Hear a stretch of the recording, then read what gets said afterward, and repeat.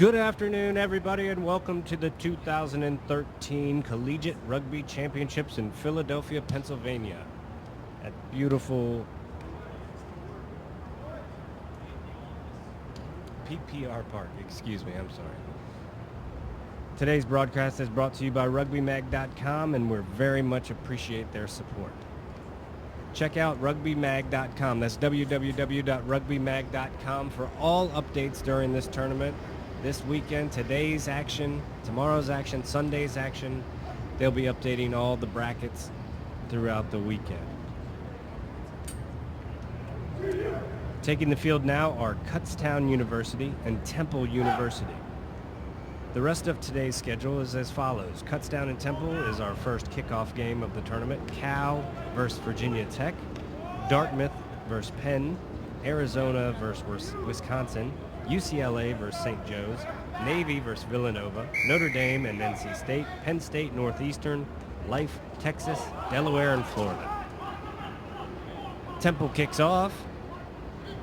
Kutztown is on the attack. They have a bit of an overload on the outside. A good defense from Temple.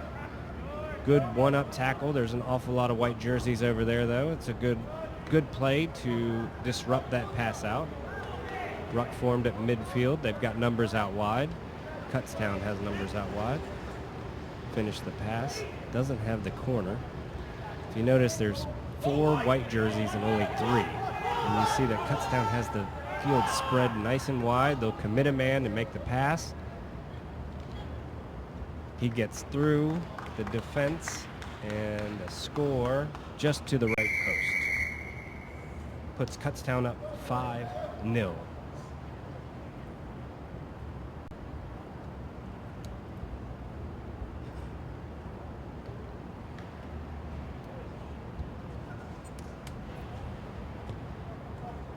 Temple's lineup. Number 1, McTaman. Number 2, Sandhill. Number 4, Mulville. Number 5, Sugg. Number 6, O'Brien. Number 8, Habistro. Number 11, Calabrese. For Kutztown, number 1, Hartman. Number 2, Domino. Number 3, Frederick. Number 5, Acker. Number 7, Lawrence. Number 8, Lawrenson. Number 9, Storts. So, if you make it, you take it in sevens rugby. Kutztown scored the try, and they were awarded the kickoff. So Kutztown's kick did not go 10 meters. That's a small infraction. And Temple gets to take the attack at midfield.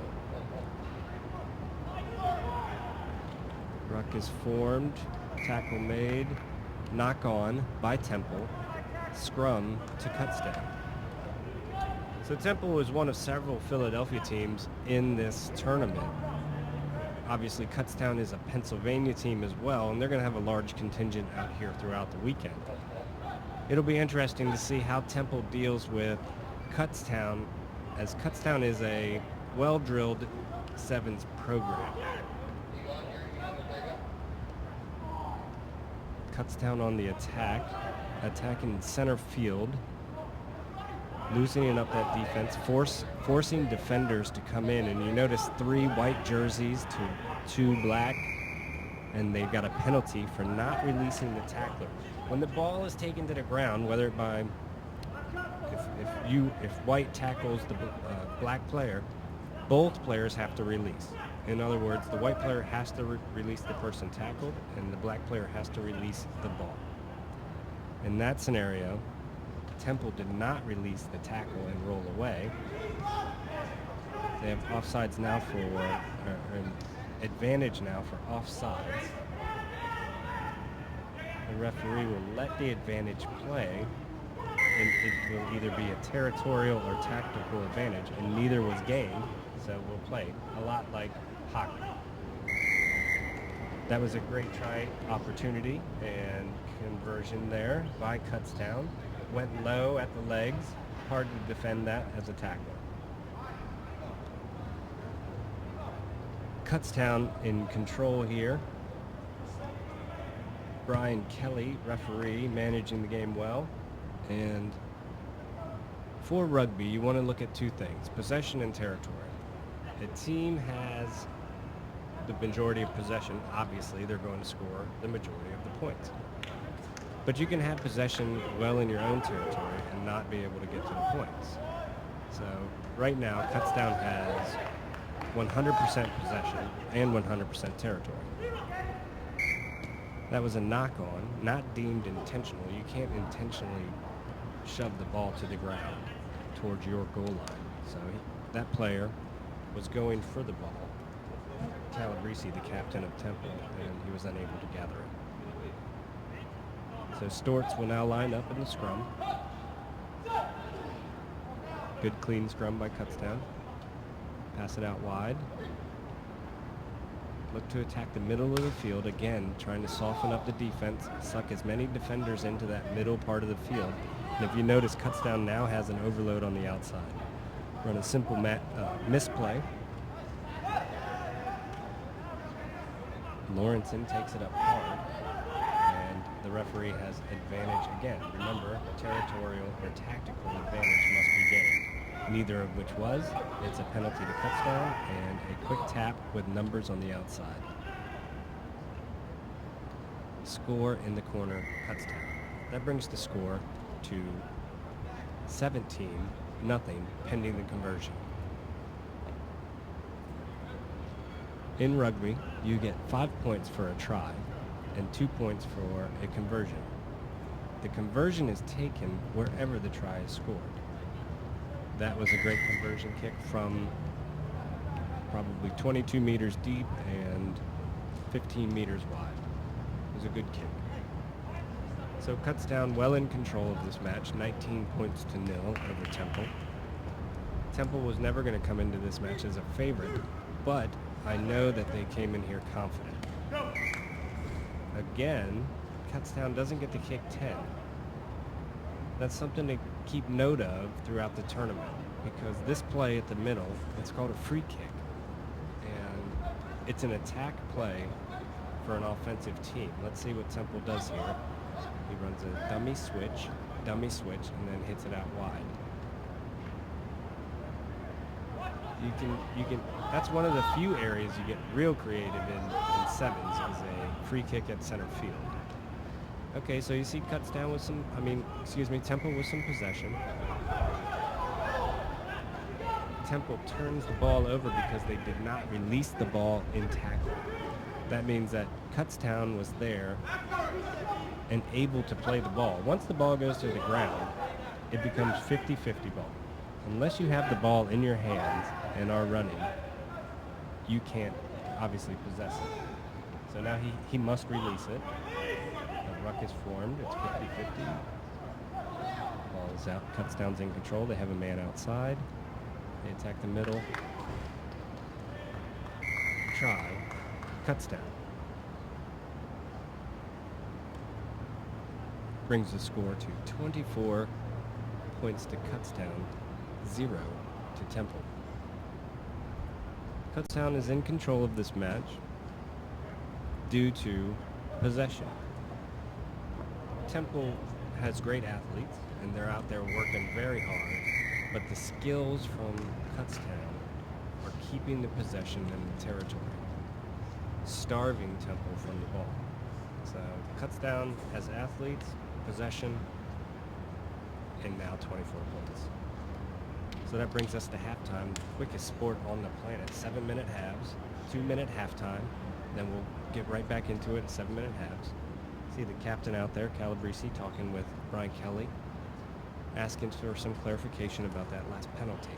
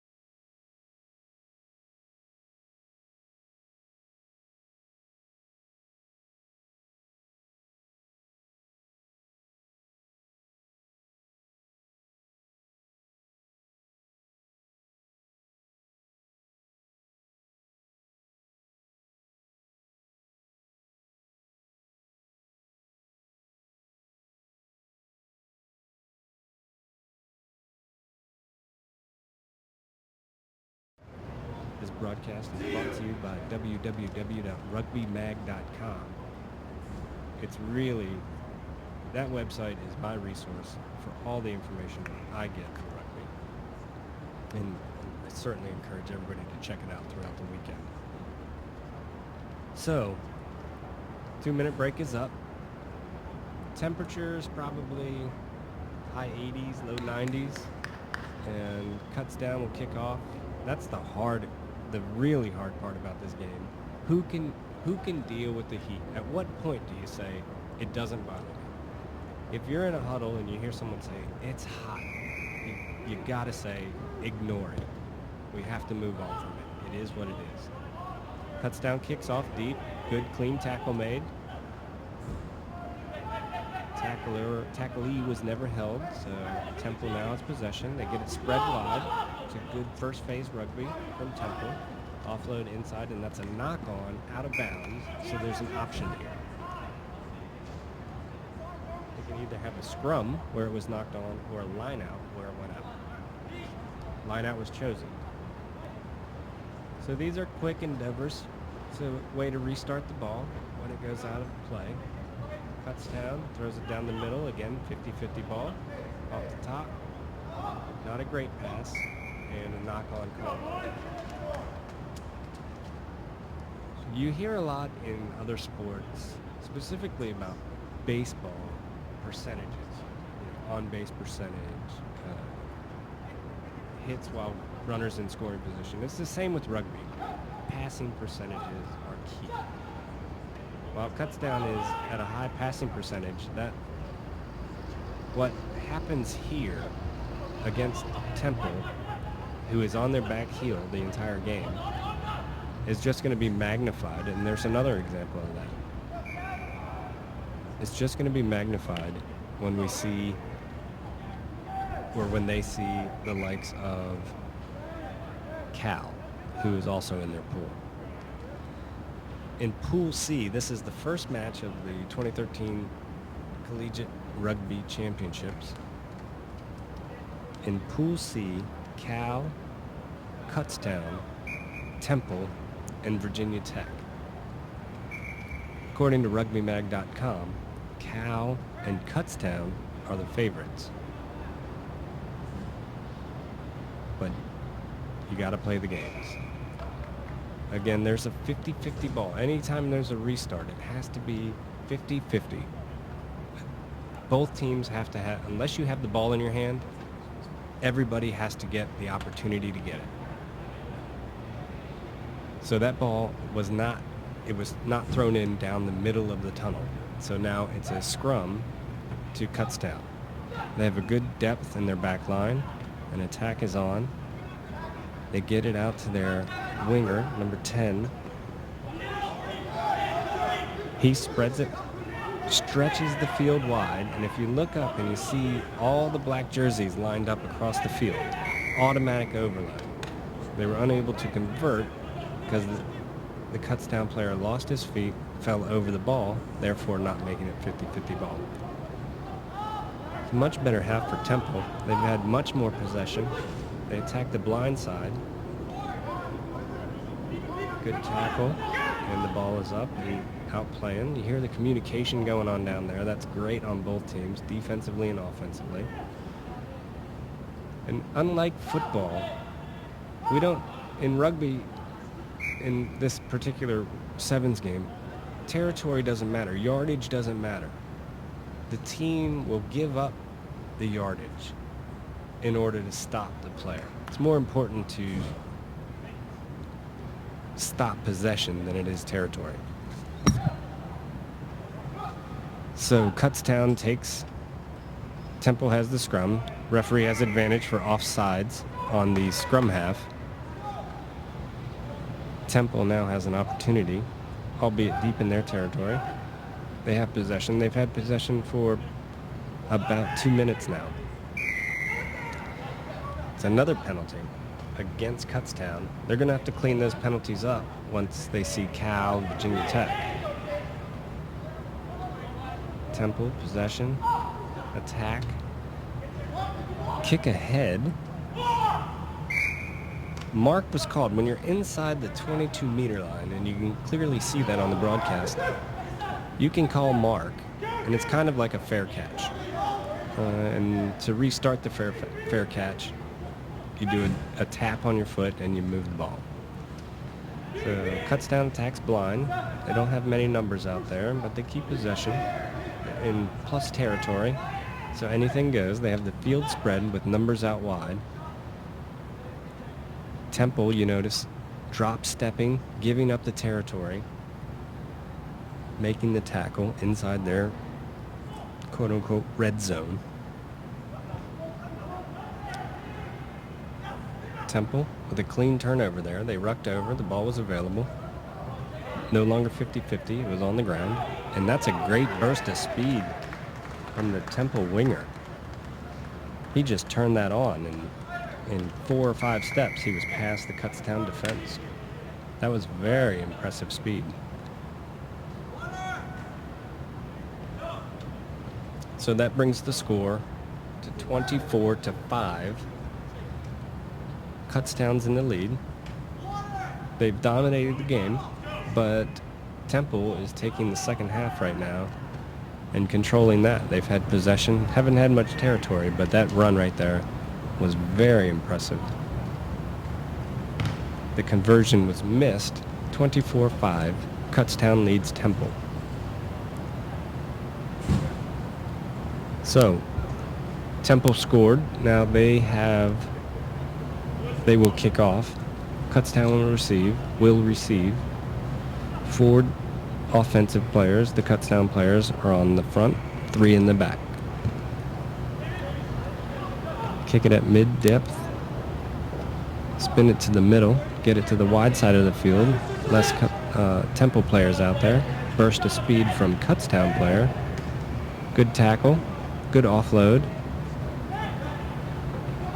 Kutztown keeps possession. Ball squirts out. It's kind of a broken play at that point. Number 11 for Kutztown attacks well. Offloads at the try line. Score. Kutztown. Brings the score to 29-5. Very little time remaining in this match. Referee holds the official time. That was a good movement by Kutztown. They got the ball on the wide side of the field. Got it to the middle of the field. Attacked. Temple had to adjust their defense and give up the territory. They gave up the territory. Kutztown attacked. Had possession of the ball. Took 2 people to make the tackle. Automatic overload at some point. Great kickoff by Kutztown. Nice high kick, giving his players the opportunity to get underneath it. Line out now to Kutztown. Ball hit inbounds and then dribbled out of bounds. Let's see, Temple has a deep back line. Throw it back to the hooker. Good pass. They got some good hands outside. There's a gap up there. Tries to attack the middle of the field. There's an overload on the outside. Nice move by the Temple. Inside attack. And stolen. That was a clean steal. He knocked it on a little bit. The first game of the 2013 Collegiate Rugby Championships is in the books. Kutztown University 29, Temple University 5. It was a dominating performance by Kutztown. Temple was on their back heels the entire game, although they did play much better in the second half and kept possession of the ball. Kutztown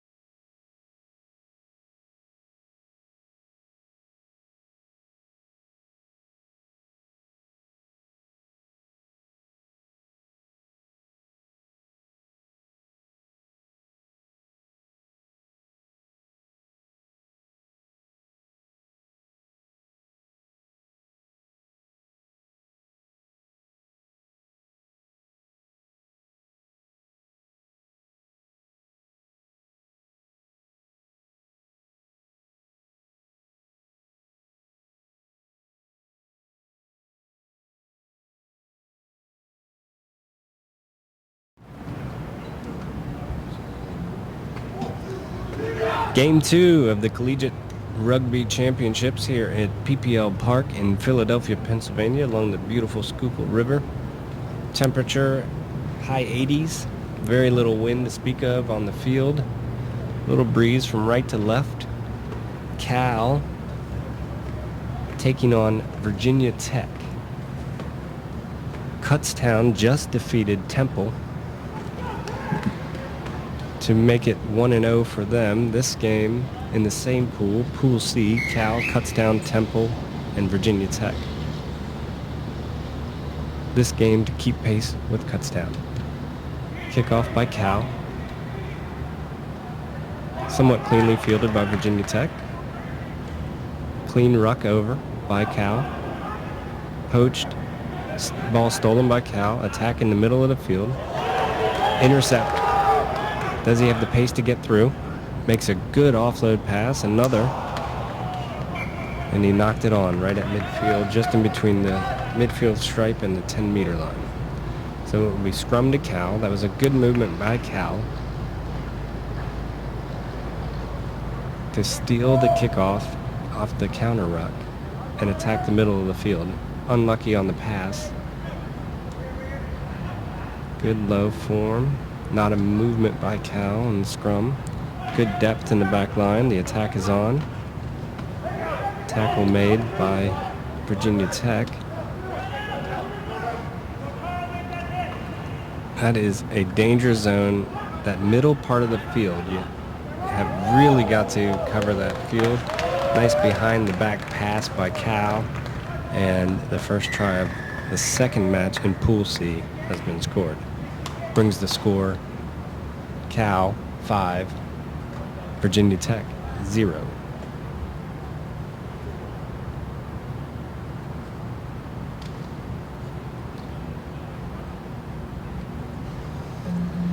So that's worth 5 points. The conversion taken in line where the ball was grounded. So it's just off the left post. Stroked through, and conversion is good. Brings the score to 7, Cal Berkeley, 0, Virginia Tech.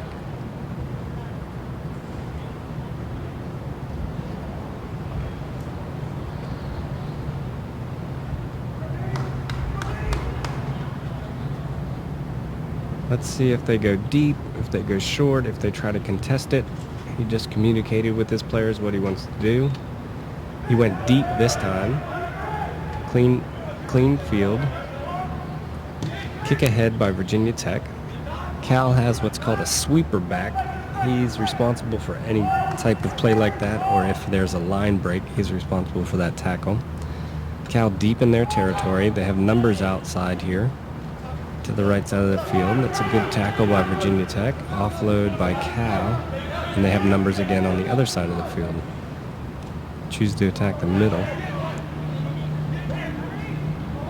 Breakaway try by Cal. Virginia Tech does not have the pace to keep up with that.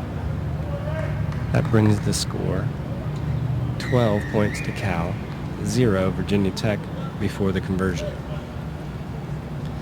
Cal is a well-drilled team. They're well coached. You can see that every player on the team knows exactly what to do in every part of the field, when to attack, when to hold back, when to play defense. Virginia Tech, while well coached as well, conversion was made to bring the score to 14 points to Cal, 0 Virginia Tech. Virginia Tech, not unlike Temple, starved of possession. They've had some opportunities, and when they have had it, they've had a tough time maintaining possession of it due to Cal's aggressive nature in the rucks and the pressure defense. Cal kicks it off again. Goes to a contested line kickoff. Line out is to Cal in a good attacking area of the field. Virginia Tech has to be strong in defense. Line out is clean. Defense comes up. Bad pass. That's the first bad pass of the match for Cal. Second. Switch the side of the field where the attack is. Clean ruck made.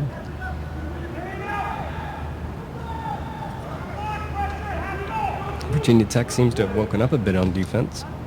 Nobody's back in that sweeper position. Fly half noticed it, attacked it. Referee didn't like that the Cal player was playing the Virginia Tech player and not the ball. You can't mess with anybody on the field. You just go straight for the ball. And the referee thought a little bit too much contact from the Cal player on the Virginia Tech player. The ball is kicked into touch. Possession remains to Virginia Tech due to the penalty. And the referee has the official time, but I have 5 minutes gone in this half. Line out set. Attacking. Call thrown in. That's good. Defense is up from Cal. Pass is made, and Virginia Tech is on the attack. That's an isolated player out there. Let's see how Cal does this. Okay, the player was able to keep his feet. And there's a counter ruck. Ball was taken in ruck and now attacked in the middle. Try Cal. Brings the score to 19 points Cal, 0 Virginia Tech.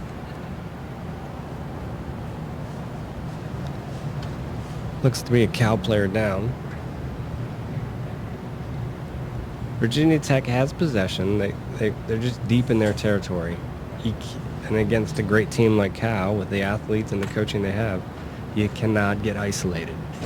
The minute you're isolated, they see it, they sniff it out, and they attack it. And that's what that counter ruck did. Conversion attempt to bring the score to... Conversion attempt was no good, so the score is now 19 points Cal, 0 Virginia Tech.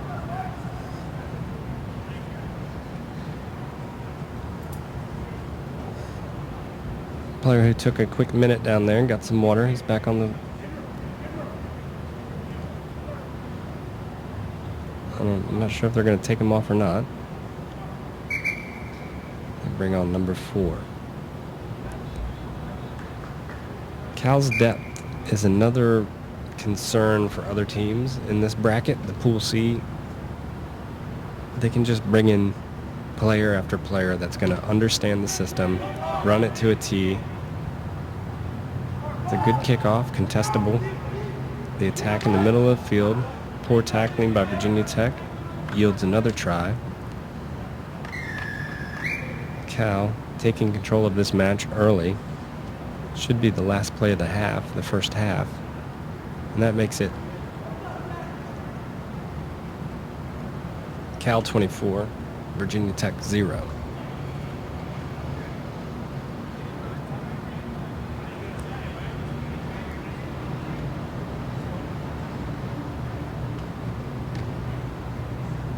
Conversion is good. Cal 26, Virginia Tech 0 at the half. Point differential will come into play in this tournament as a tiebreaker. As the teams progress throughout the entire weekend and they get into the knockout rounds, they have to determine the top 2 finishers in each pool to go on to the championship bracket. If there's a tie, point differential then comes into play. So it may feel like sometimes a team might be running up the score. However, they have to get a point differential so they guarantee themselves, in case of a tie, to get through the next round. So, Coach Andy Richards is telling his team, get up on defense, get in their face, and protect the ball. Mostly, hopefully, protect the ball. Coach Jack Clark is saying, we got to move the ball. We've got to recognize the counter ruck and take advantage of it, which they've done well, but I think there's another opportunity or two out there to take advantage of it. Don't give Virginia Tech any opportunity. So we'll see how the coach's input helps the players. You are watching the 2013 USA Sevens Collegiate Rugby Championship on YouTube, brought to you by www.rugbymag.com, and we're glad that you're here. Philadelphia, Pennsylvania, PPL Park. Beautiful weather, beautiful stadium, great rugby. Cal in white versus Virginia Tech in black. Cal's up right now, 29 points to 0 prior to that opening kickoff of the second half, which Cal just scored. 34 points Cal, 0 points Virginia Tech. That's a tough one to take if you're Virginia Tech. Right off the bat, you came out of the timeout. You're ready, you're rested, you're fired up. Cal takes it, finds the opening, athleticism and speed around the outside, and then a try. Virginia Tech is certainly on their heels. The conversion attempt by Cal is no good. So Virginia Tech will receive with the potential to gain possession, down 34 points to none. Cal's going to bring on some subs now. Get some players some resting time for their next match, which will be tomorrow. Looks like Cal's in control of this match, and Pool C is shaping up just as they said on rugbymag.com. Cal and Kutztown looking like the class of the pool. Big collision is knocked on by Virginia Tech. It'll be a scrum to Cal. As long as you're going for the ball, everything's fine. The Cal player went up aggressive. There was collision in the air. Virginia Tech player got some assistance from his teammate to get lifted in the air to match the height. Ball is out from the scrum. Virginia Tech retains possession. Clean ruck by Virginia Tech. 1. Good dummy move by number 10 from Virginia Tech. They attack the blind side. Cut back in with number 6. A switch to 18. Loses his footing.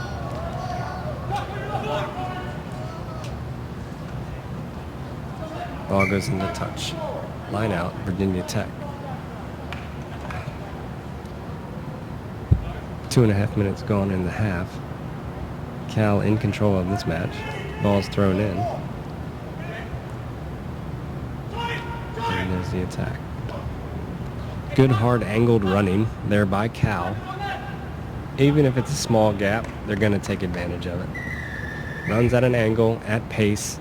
Good clean pass. Hands up, clean catch through the gap. Virginia Tech has no answer. Brings the score to 39 points. Cal, 0, Virginia Tech.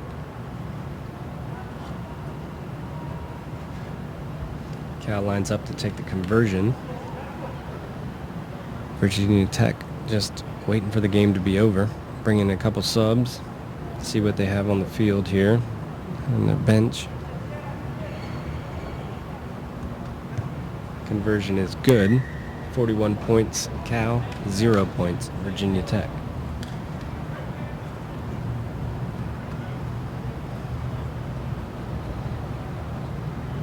If you notice the kickoffs from Kutztown and the difference between the kickoffs here for Cal. Kickoffs for Kutztown, 2 of them didn't quite make it 10 meters. Cal's have been high. They've been able to contest every single one of them. Another one here. It's almost an offensive play for Cal when they're giving up possession technically. Virginia Tech takes the attack. Their best player, number 10. Good shifty runner. They have the outside. Sweepers back there for Cal, giving up the territory. Poaching the ball from him. Numbers out wide. Virginia Tech done well to get back on defense.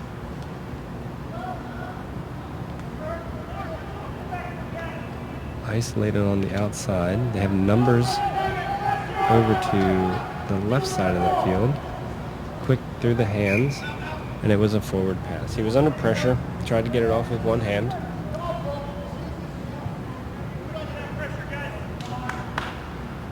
Both teams playing hard right now. Virginia Tech giving all they have. Virginia Tech looks to attack the blind side of the field. So look for the number 10 to attack and then look back to his right to see if there's an opening.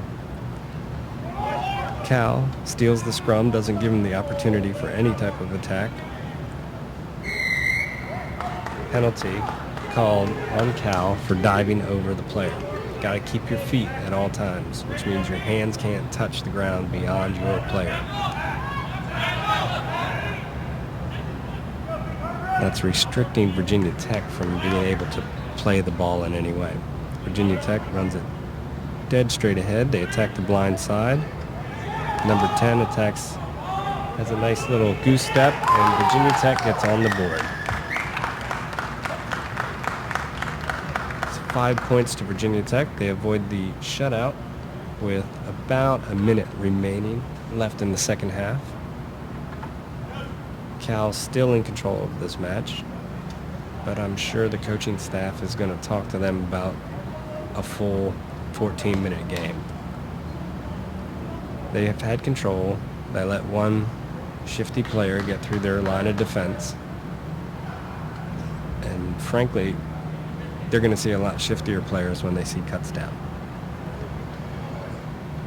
Virginia Tech lines up for the conversion. Nice stroke. And it's good from the corner. Great effort by number 10 from Virginia Tech. So now Virginia Tech will take the kickoff and restart the game.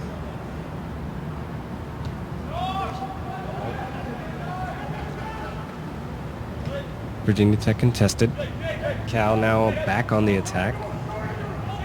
Once again attacking the middle of the field. They have numbers out wide. The ball doesn't stay long in contact. They want to get it out and play. There is no offsides until a player is tackled. So now the defense has to get back. But if the player is still on his feet, they can enter into those passing lanes. Switch back by Cal. Good tackle by Virginia Tech. Deep in their territory. Cal with possession. And numbers out wide. Clean pass. And try awarded. That should be the end of the match, with Cal scoring 46 right now to Virginia Tech's 5. Cal lines up for the conversion to make it 48-5. And it's good. And that is the end of this match. So, Pool C, as it stands now, Cal is sitting at 1-0 with the better point differential. Kutztown is sitting at 1-0. Temple, 0-1. And Virginia Tech, 0-1. Tomorrow's matches will face Temple and Virginia Tech at 12:10 p.m. and Cal versus Kutztown in a great matchup at 2:12 p.m. You'll definitely want to tune in for that. That's tomorrow. Up next today,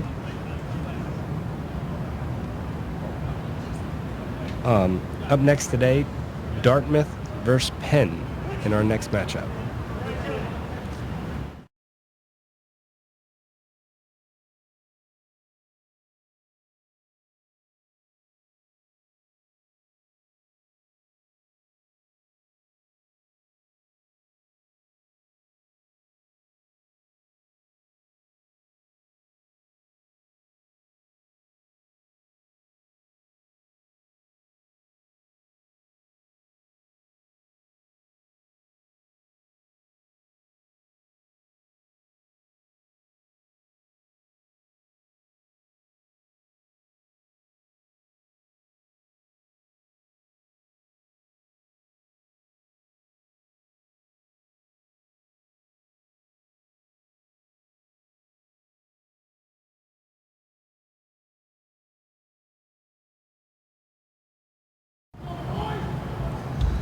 Welcome back to the 2013 Collegiate Rugby Championships here at PPL Park in Philadelphia, Pennsylvania.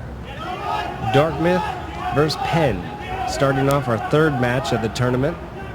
Dartmouth kicks off to Penn. Penn is on the attack, does a kick through, covered by Dartmouth. In our first match of the day, Kutztown defeated Temple, and in the second match, Cal defeated Virginia Tech. Dartmouth and Penn are in Pool B, that's Pool Bravo, along with Arizona and Wisconsin. Dartmouth has won this tournament 2 years in a row, have lost a couple players, lost their coach to the United States national team, who's done a great job with them. So it'll be interesting to see what they bring here. We know they're going to be well-disciplined, athletic, on the same page. Penn, another local team here in Philadelphia, fighting for respect.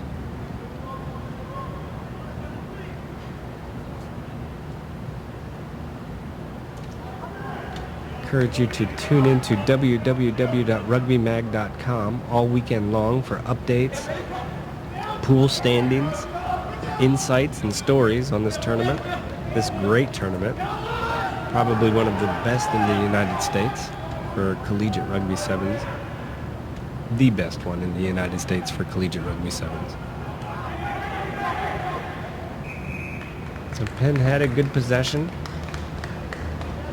good passing, good territory, good attack. Little knock on there at the end.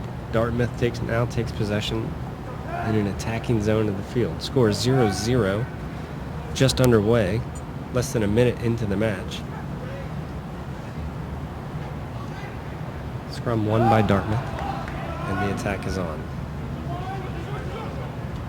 The attack with their center, pull in two defenders, give it out to the wing, who has enough pace to get around the corner, and that's a try for Dartmouth in the center posts. 5 points to none.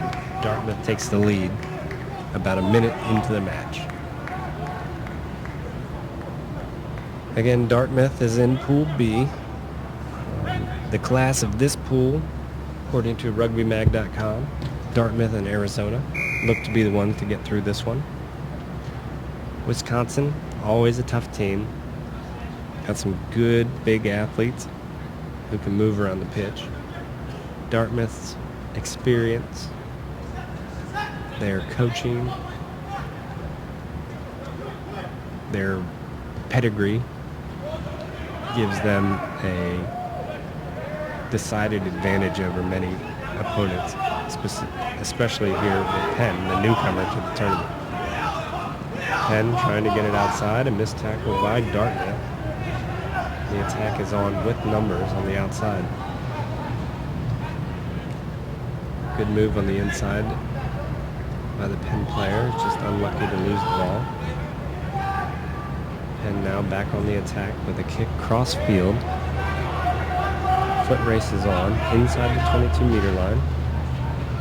Tackle is made. Dartmouth on a breakaway run. Good tackle by the Penn player. Another good tackle. Neither team has a lot of structure at this point. Two stiff arms, and Dartmouth is in for a try. Brings the score to 12 points to Dartmouth, 0 points to Penn.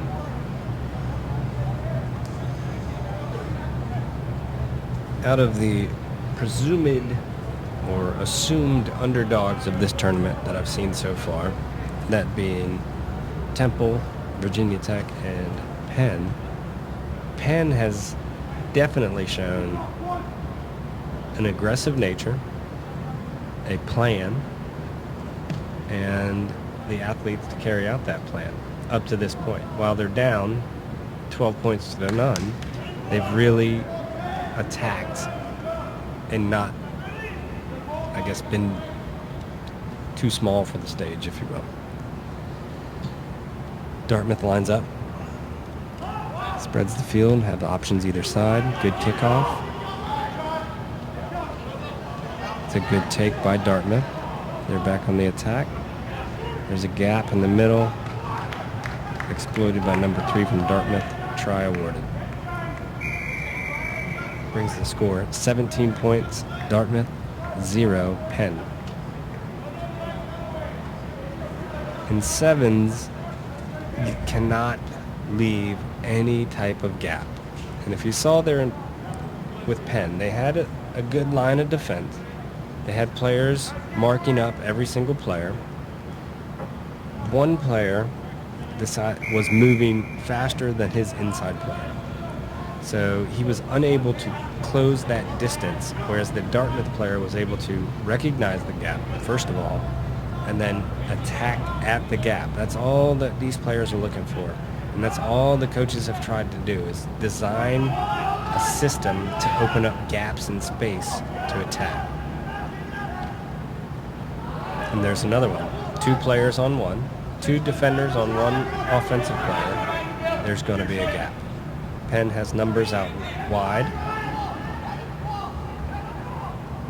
And when they take that ball and attack, they're trying to lock up the defenders to stop the slide defense from shooting out on that last player in their line. They're trying to force a defender to make a decision on their offensive play. Now these teams are willing to give up the territory in order not to commit to those people. So this is a kick ahead and a chase by Dartmouth, and that was a great move by Dartmouth. Kicked ahead, number 5, chased it down, got tackled 5 meters from the try line, stretched his arm out, and able to touch the ball down. And all you have to do is touch that line. So that brings the score 22 points to Dartmouth, 0 to Penn. I think this is the most kicking in general play that we've seen today thus far. Conversion is no good. Wind picked up just a hair. Brings us to halftime of the first game in Pool B, Dartmouth and Penn, with Dartmouth in control at this point.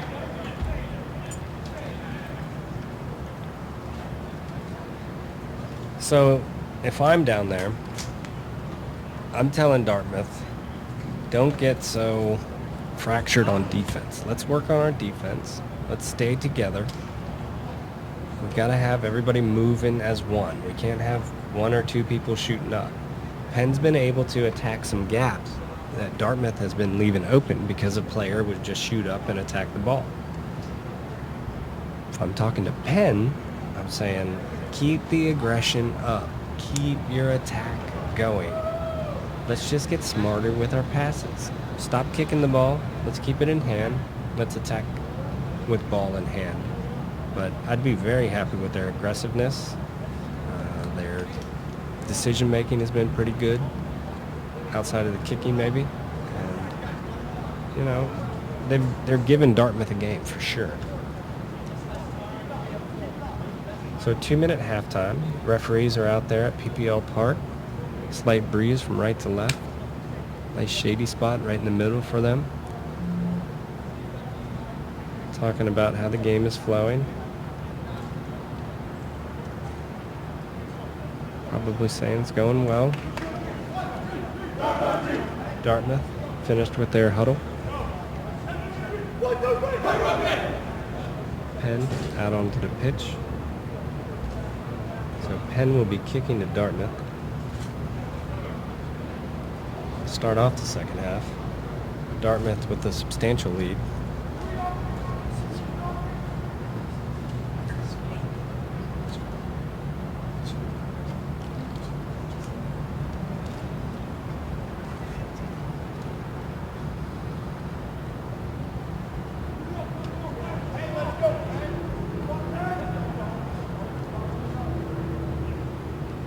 I don't have rosters in front of me, so I can only use player numbers.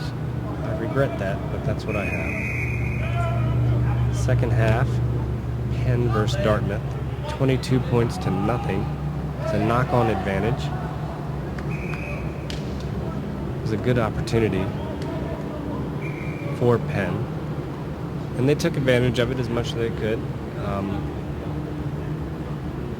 Dartmouth thought they had the line-out opportunity, but since the Dartmouth player knocked it on the kickoff reception, it now goes to Penn.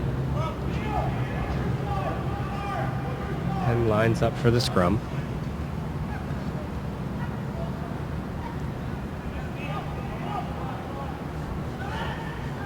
We're pushed back a little bit. Scrum half is held onside by the referee. They attack the middle of the field. Do a double switch, have the outside player. It's a forward pass. Advantage to Dartmouth. Good kick ahead. Gets around the ankle tackle and now bursts for the try zone. This will be number 5's at least his second try to bring the scoreline 27 points Dartmouth, 0 Penn. That was a good attack from Penn. Just didn't finish off that double move, the double switch move. It was a good idea, and it worked, and the gaps were there, and the player was available on the outside. They were just unable to get that last pass, and it's always that last pass.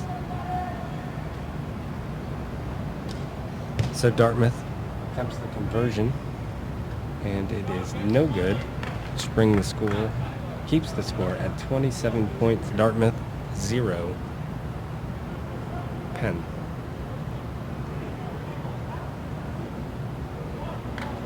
Dartmouth will kick off.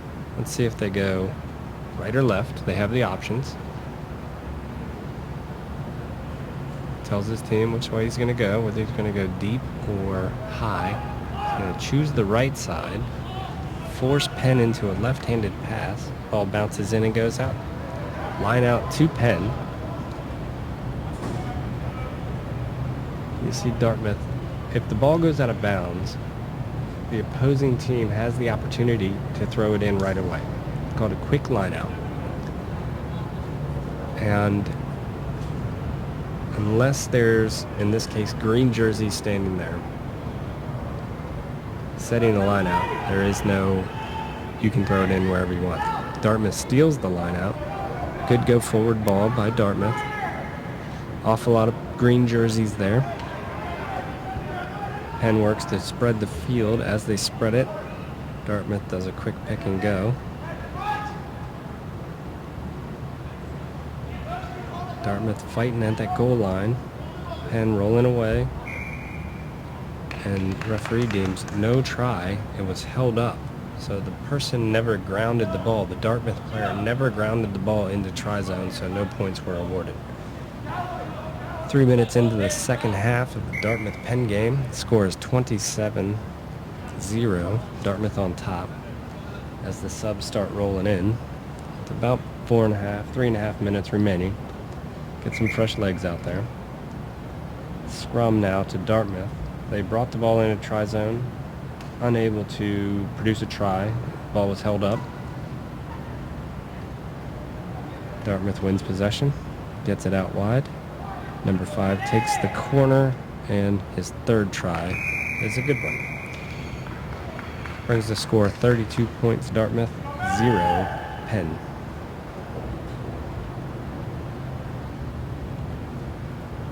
Four minutes gone in the second half of this match.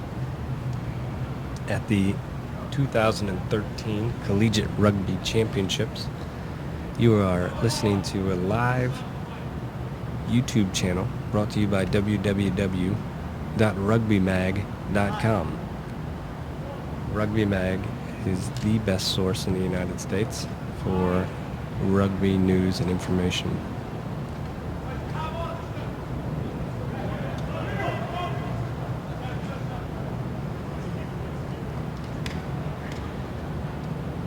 So Dartmouth leads comfortably here late in the second half. Some more subs coming on for both teams. Dartmouth resting players for the next match. Penn getting a look at some of their younger players here in Philadelphia, Pennsylvania at PPL Park.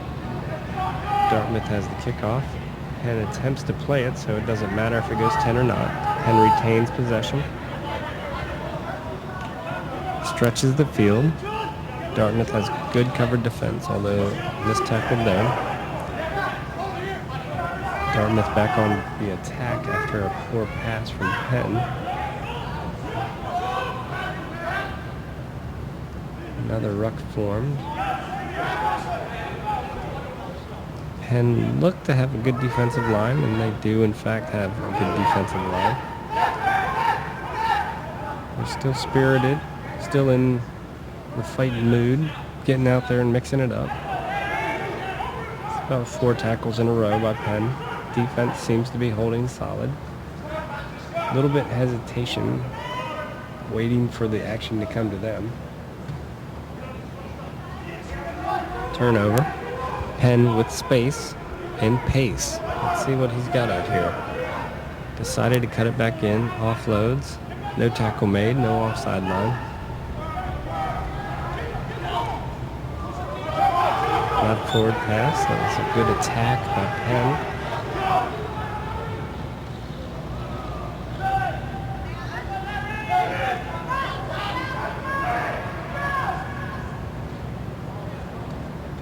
Guys are working their hearts off here, really putting a maximum effort into this half. Penn is certainly not just going to give it up. They know they're in a hole. They know it's going to be tough to come back, but they also know they're not going to stop playing. Again, this is Dartmouth in the green, Penn in the red. Dartmouth on top, 32 points to nothing. Just about the end of the half. This probably should be the last play. This is Pool B, Arizona, Dartmouth, Penn, and Wisconsin. The ball was not thrown in straight, so there's an option. Dartmouth can either scrum or have another line out. They choose to do a scrum 15 meters in. Dartmouth on top. Our next game, Arizona versus Wisconsin. Should be a great game. Arizona highly touted coming into this match.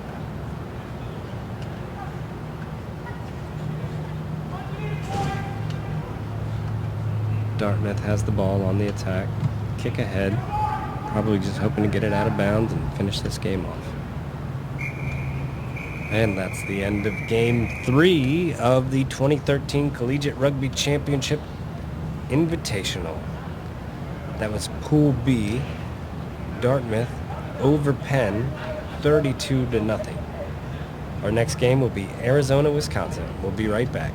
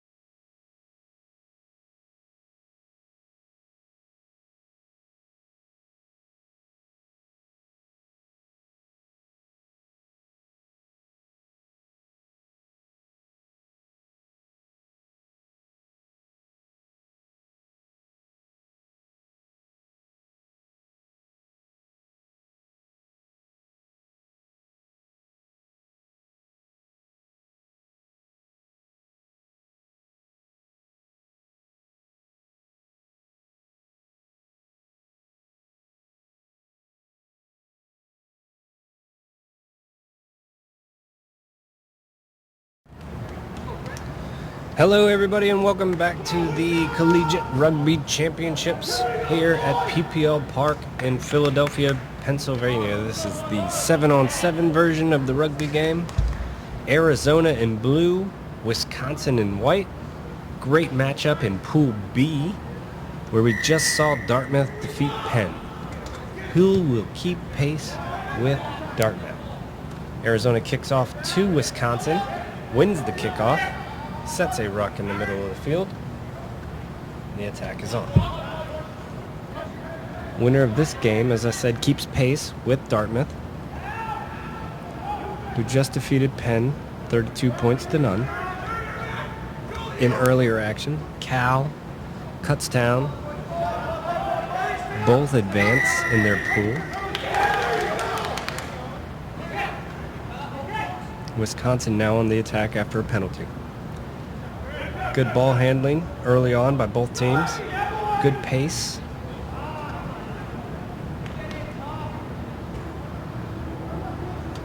Arizona in possession of the ball, midfield area. Wisconsin's defense holding well. Arizona on the attack. Tune in to NBC tomorrow throughout the day. 8 hours of coverage on NBC networks. See the next rounds of the Collegiate Rugby Championships here in Philadelphia. Arizona has a good attack going right now. Got numbers out wide. They attack the wide space. Cuts it back in. Try awarded. Arizona takes the early lead. Just under a minute into the game, Arizona takes the early lead. 5 points to 0 over Wisconsin.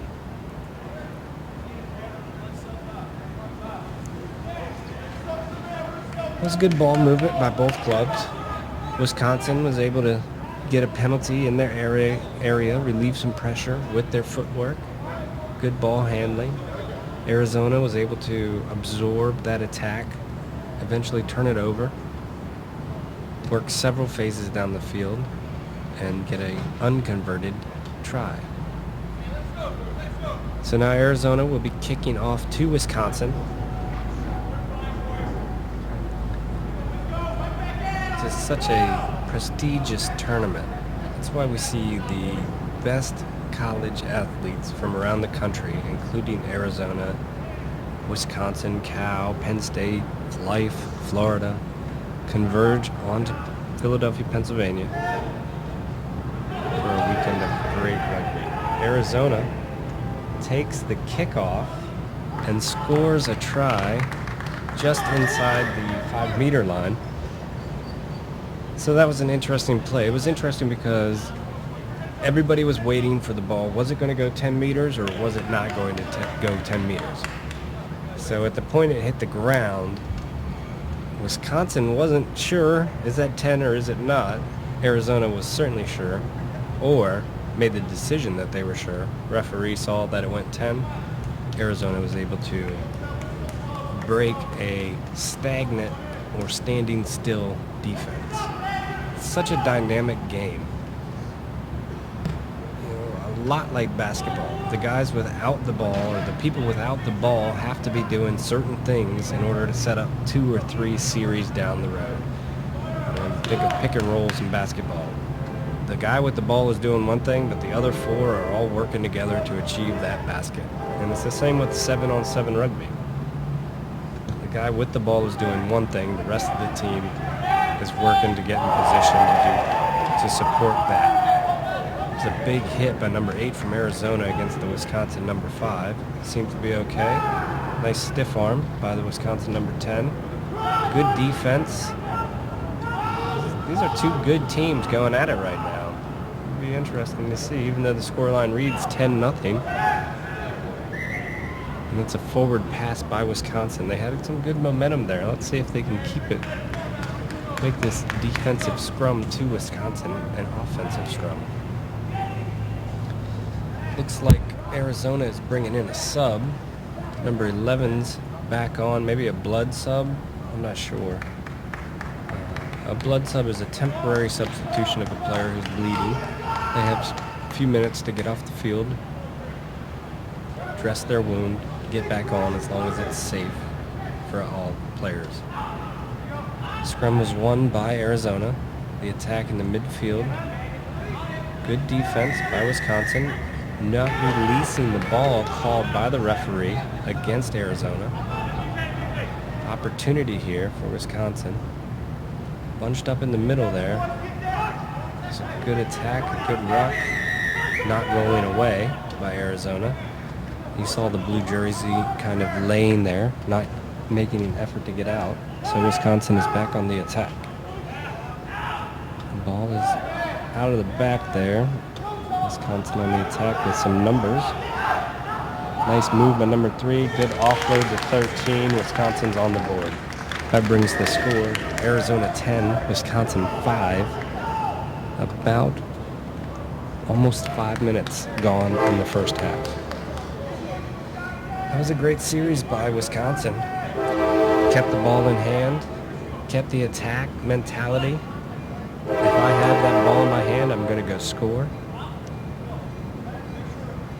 A couple defensive lapses and penalties by Arizona, laying around the ball. Didn't help their cause much, gave Wisconsin the opportunity, and when it's presented, take it. Conversion was missed, so that brings the score Arizona 10, Wisconsin 5. But Wisconsin should be encouraged by that attack movement. They had Arizona on their back heels. Kickoff is made. Good kickoff. Go deep to open green space where there is nobody. And now the line out is Arizona's deep in their territory.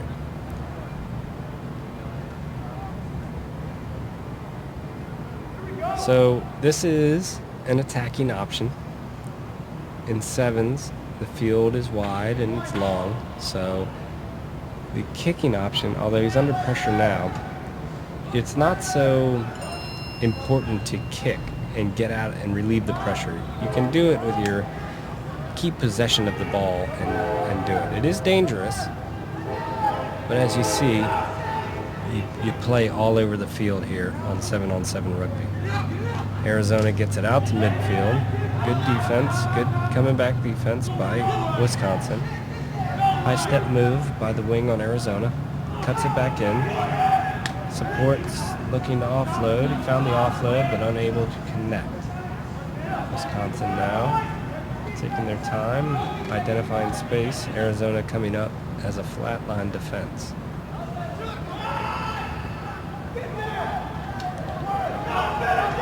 Wisconsin is doing well. They've got the numbers out here to the left. Chooses the kick ahead option. Arizona is back to cover. There is pressure.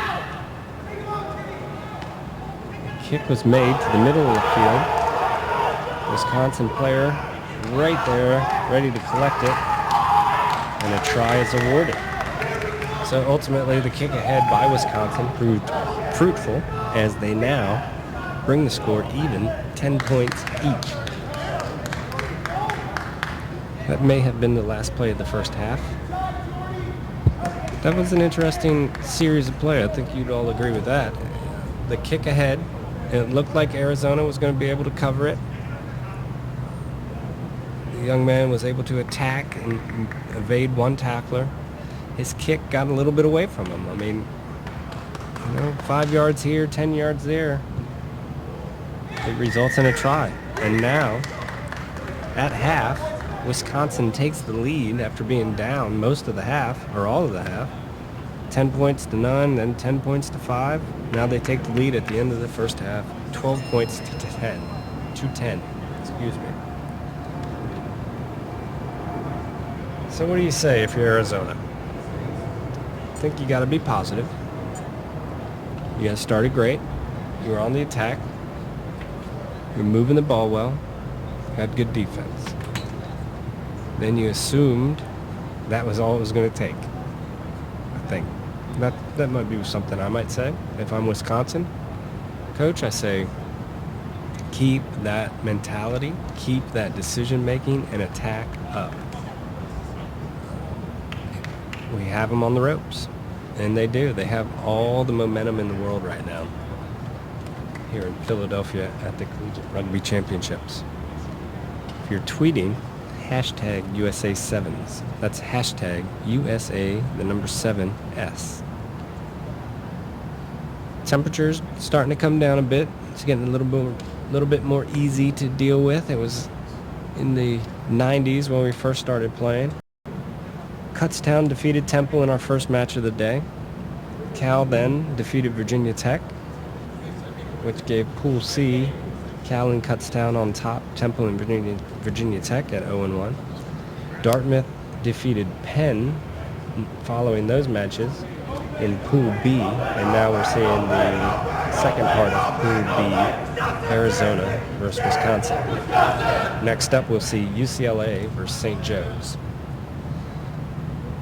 Referees heads to their positions. Players take the field in their positions. Wisconsin will be kicking to Arizona with all the momentum.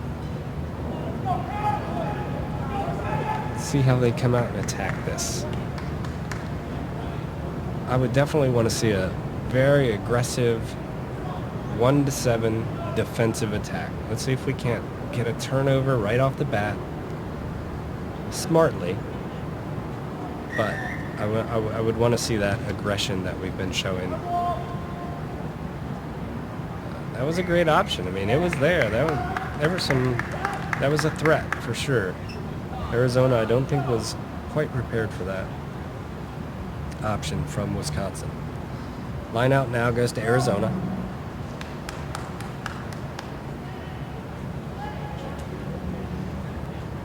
Arizona has 5 people tied up in the line out and 2 in the back line. So you knew that was coming. The blindside attack, which is stolen by Wisconsin. Great defense. And now they have numbers out wide. Takes it up in the middle, gets it stolen from him. Got to protect that ball. Referee not happy with that. The ball was not going to be produced at any quick pace, so he said ball was not coming. Arizona was moving forward, therefore Arizona gets the ball, or the opportunity at the scrum. Well, that was a great series for Wisconsin. They were able to sniff out that. I mentioned that they had 5 people in the line out, Arizona, which is a big red flag that they're going to come back that way. It's a great maneuver by Arizona, forcing a lot of decisions on and a lot of pressure onto that Wisconsin defense. And it broke. And Arizona gets a try early on in the second half. Brings the score Arizona 15, Wisconsin 12, prior to the conversion.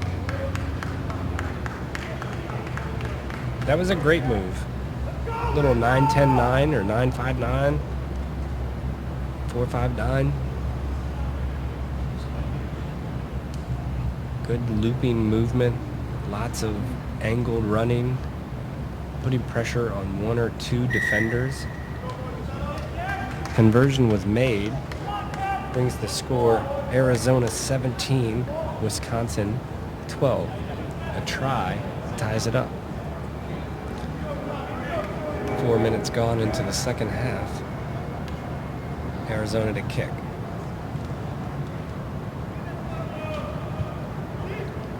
They go deep. No one's back for Wisconsin to cover. Option to go quick, and they do decide to go quick. Let's keep on playing. They want to keep that momentum going. Kicked directly to an Arizona player. Arizona puts another try in under the post. And just like that, the momentum has shifted. Wisconsin had everything going for them at the end of the second half. Put in 2 quick tries to take the lead. Arizona, at the beginning of the second half, has now taken 2 quick, 1 converted tries to not just retake the lead, but kind of rip the momentum away from Wisconsin and discourage any sort of we can do this attitude. That's a great instinct to have as rugby players. These guys are working hard. Wisconsin worked just as hard as Arizona did to get to this spot, played just as many games, and these are the best teams in the country playing this great game of sevens against one another. Wisconsin can't seem to get the handling on the ball. Arizona seems to be getting better at handling the ball late in this half. The structure isn't quite there for Wisconsin. The defense is nice. for Arizona. That was a conscious decision to give up the outside, take the tackle on the inside. They feel confident with their speed, Arizona does, to cover anything that Wisconsin throws out wide. Referee was happy with that. Player came in from the gate in an onside position. Arizona is retaining possession. Wisconsin, several attempts to kick the ball up, and then in that scenario, Wisconsin tried to take the ball out of the ruck with his hands. So penalty to Arizona with a lead and time running out. 24 points to 12 right now. Arizona kicks it out of bounds. Gets ready for a lineout. Brings the sub on.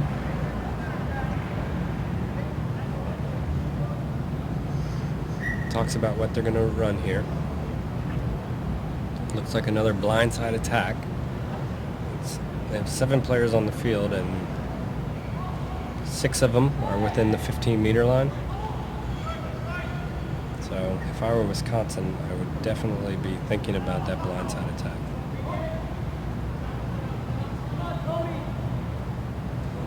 Lineout wasn't a huge success, but Arizona kept possession. Player keeps his legs driving.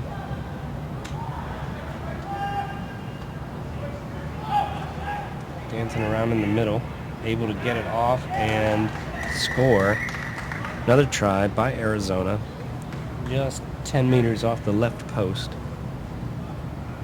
Brings it to 29 points to 12 Arizona's way. Should be about it for this match. Referee holds the official time on the field. So if the scoreline holds, this puts Dartmouth and Arizona as both 1-0. Penn and Wisconsin at 0-1. In Pool B, Bravo. That is a converted try. So that makes it 31 points to 12. Arizona on top. So it took Arizona a half to get going. They came out blazing, put 2 quick tries in, had a lull, or I guess I should say maybe Wisconsin woke up, put 2 quick tries in themselves. Wisconsin led at half, and Arizona has since dominated possession and territory and have been more dynamic. They've been attacking at good angles and pace. They've found the gaps. They've put their best players into those gaps and have been awarded with points. It's a scrum now to Arizona, 24 meters out from the try zone. Good pressure by Wisconsin. Not rolling away, holding the ball on the ground by Arizona. They have numbers out wide. Errant pass, which slows it down just enough for that defense to recover.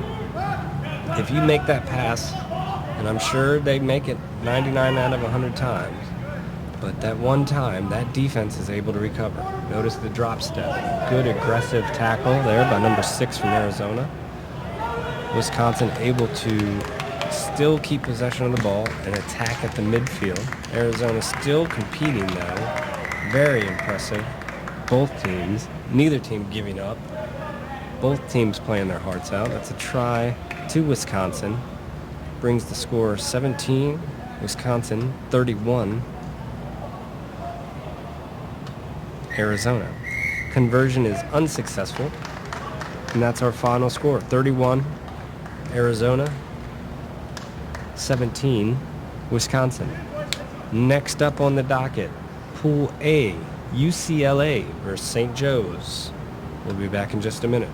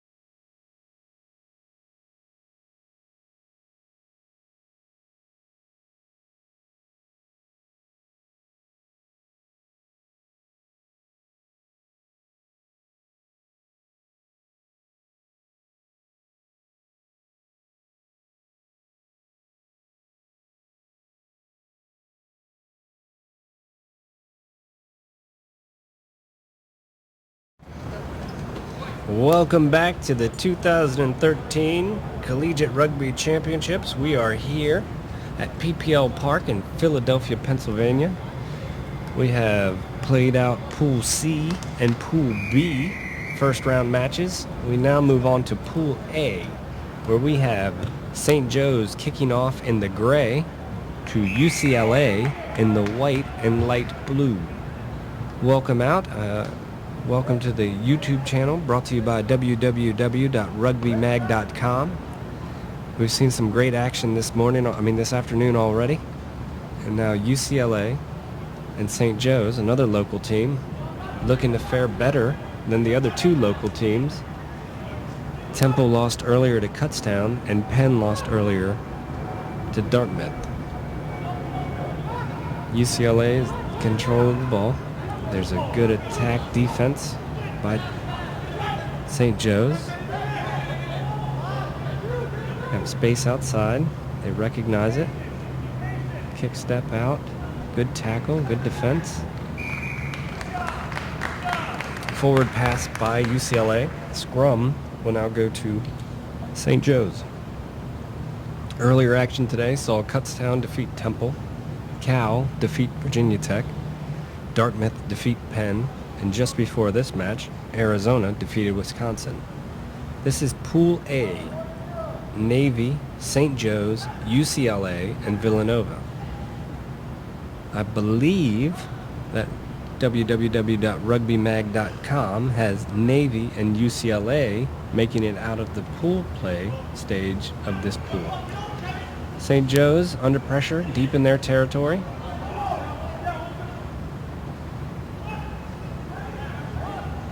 And it was a turnover ball. The player was never tackled. UCLA was able to strip the ball from St. Joe's player and roll off that tackle area for a try. UCLA goes up on top early in the match, 5-0.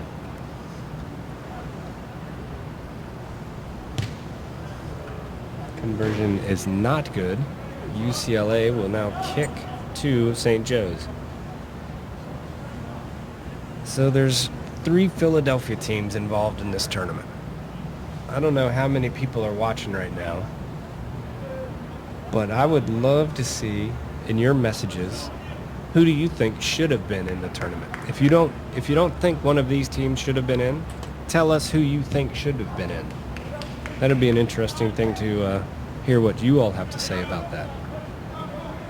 St. Joe's on the attack, have good space and numbers out wide.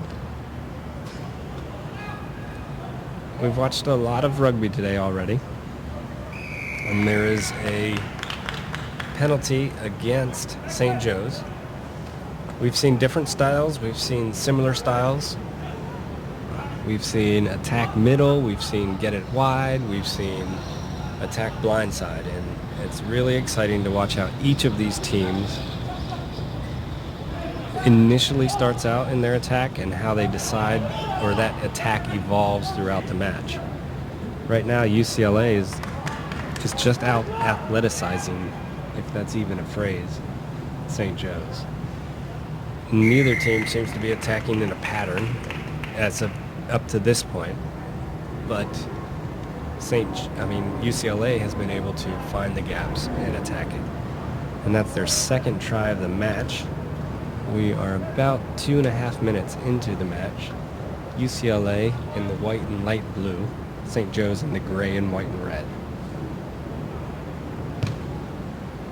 Conversion is no good. It brings the score to 10 points to UCLA, 0 points to St. Joe's. The 2013 Collegiate Rugby Championship initial pool play broadcast is brought to you by www.rugbymag.com. We've had some good matches today. None of them have been all that contested up to this point. It's been pretty one-sided and the usual suspects. It should make for an exciting day of rugby tomorrow and for the rest of today. As right now we have UCLA on top of St. Joe's, 10 points to none. Referee didn't like his entry into that ruck. Said he came in from the side. St. Joe's choosing not to go quick. The wind seems to be picking up a bit down there. He'll be kicking into the wind as it's coming off the Schuylkill River here in Philadelphia, Pennsylvania. They decided to change it up and went with a loop play. And a nice sidestep move. Into the break. Sweepers back. Closing. Unable to prevent the try. Try awarded. St. Joe's gets on the board. Brings the score St. Joe's 5, UCLA 10, approximately 4 minutes into the match. Referee has the official time on the field.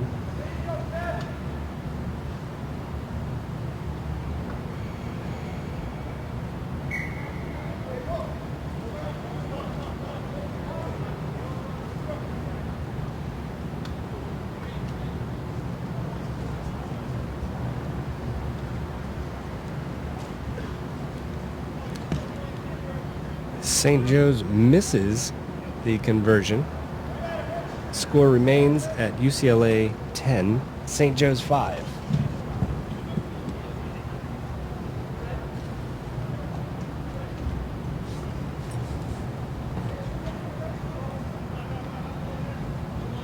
St. Joe's lines up for the kickoff, giving it back to UCLA.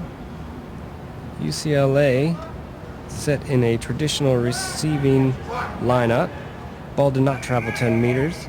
Free kick midfield to UCLA. Let's see what kind of options UCLA runs off this opportunity. Tapped out. It's a deep switch play with several options to attack from. They get the ball to the outside. Nice cutback moves. Have numbers outside. Ball was lost forward in contact by UCLA. It'll be scrum to St. Joe's. That takes us to halftime of our first match in Pool A. UCLA is on top 10 points to 5.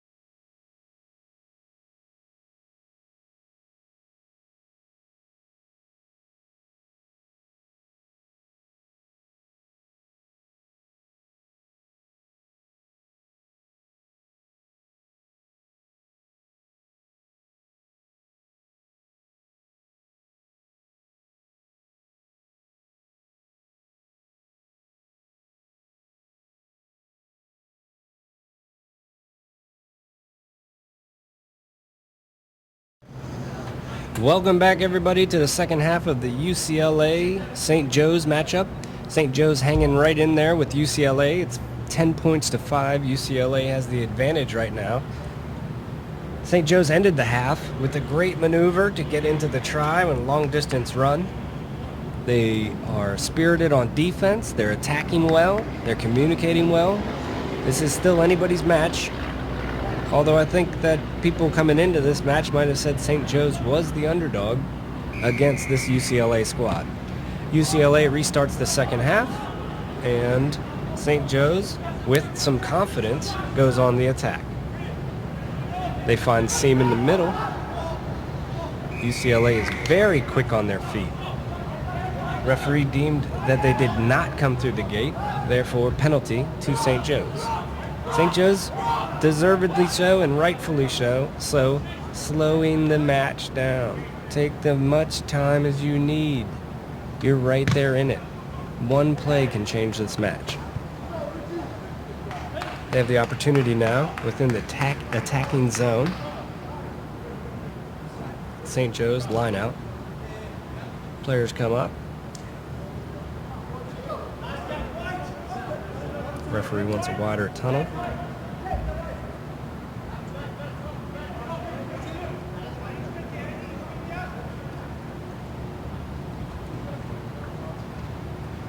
Line out successful.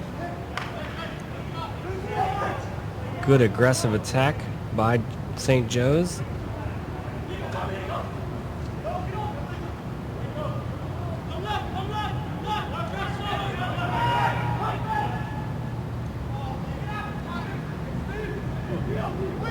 It's a knock-on advantage to UCLA. Just lost the handle there in contact. St. Joe's is pressing really hard to find these gaps. UCLA is doing a great job covering each other on defense, covering any gap that seems to open, sliding in such a way where those gaps may look open for a second and then they close immediately. St. Joe's brings on a substitution to the match. Shifts some personnel around, bring another person on.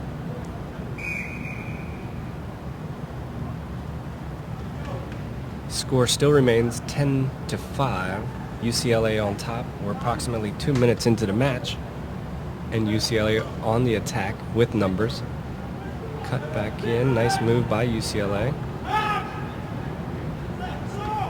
UCLA kicks ahead. Number 12 has the good pace. Can he get there? He cannot. It was a good option. No support coming. The defense was well up. Felt the pressure on either side of him. Kicked it ahead. Several times in a game, that might bounce up to you. Didn't bounce his way that time. He kicked it. It went ball went dead into the back of the try zone. So it's a scrum or a 22-meter drop, depending on what St. Joe's wants to choose. St. Joe's is really, really fighting in this match, and they're hanging right there with UCLA. Unable to cleanly win that ball, but they eventually get it. And now they're on the attack. Dummy switch back in.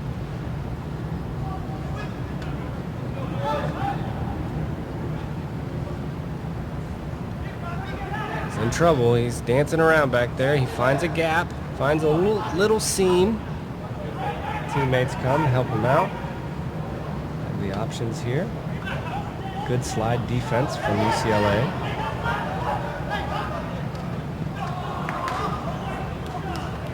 St. Joe's had a good movement, well deep in their territory, relieving the pressure with their feet, not feeling the need to kick it out. More subs coming on, and that very well may have been the impact of the fresh legs brought in by St. Joe's. UCLA now brings on a couple subs, get their own fresh legs in. They've seen enough of that opportunity. Move around a bit, try and confuse the line out, and St. Joe's wins it. Unlucky on an errant pass. It was knocked on.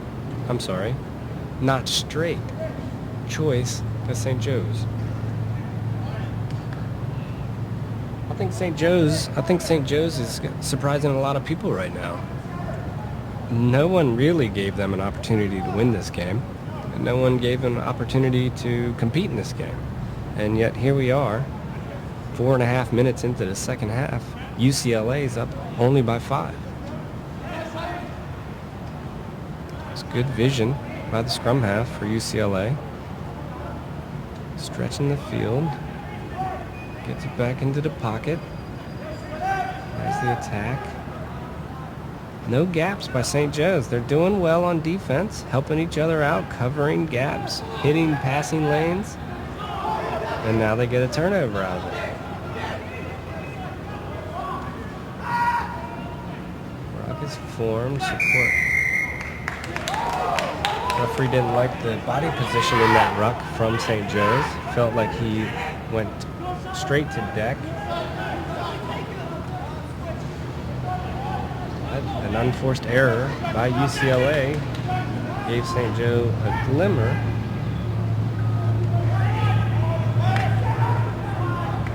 Drop step, cover the corner. This is a really good defensive performance by St. Joe's. They're attacking hard. Now they have a great opportunity. UCLA, however, is just as game. They're They're out there fighting for every inch of this. Penalty. UCLA number 4 did not come in from a legal position. Came in straight directly from the side of the ruck. St. Joe's with the penalty.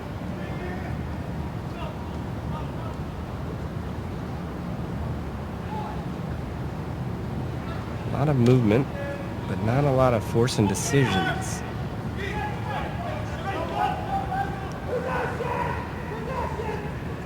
Good tackle by UCLA.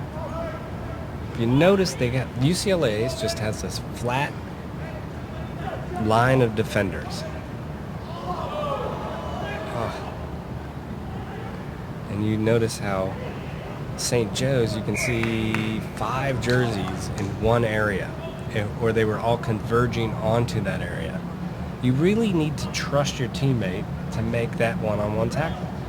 As soon as you start turning your shoulders and attacking in and helping your teammate, that's when you start running into some problems with opening gaps up or some angled running by the offensive player. St. Joe, regardless, gets the ball back. That's a good move by the scrum half. Kind of the ball popped out, moved his body in there, and that's the end of the game. UCLA wins it by 5. St. Joe's 5, UCLA 10, in a much closer game than I'm sure UCLA would have imagined or wanted, and certainly much closer than the rest of us thought it would be. So well done, St. Joe's. You can leave this field with your heads high. That brings the first game of Pool A to a conclusion. We'll be back in just a minute.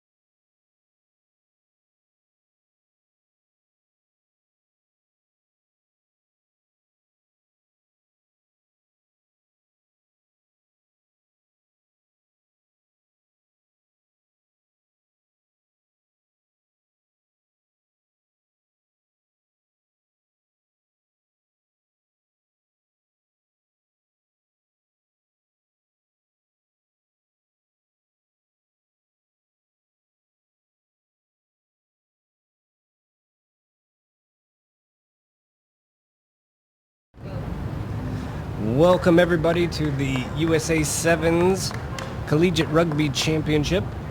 We're glad you're here. We are here in beautiful Philadelphia, Pennsylvania at PPL Park along the equally beautiful Schuylkill River.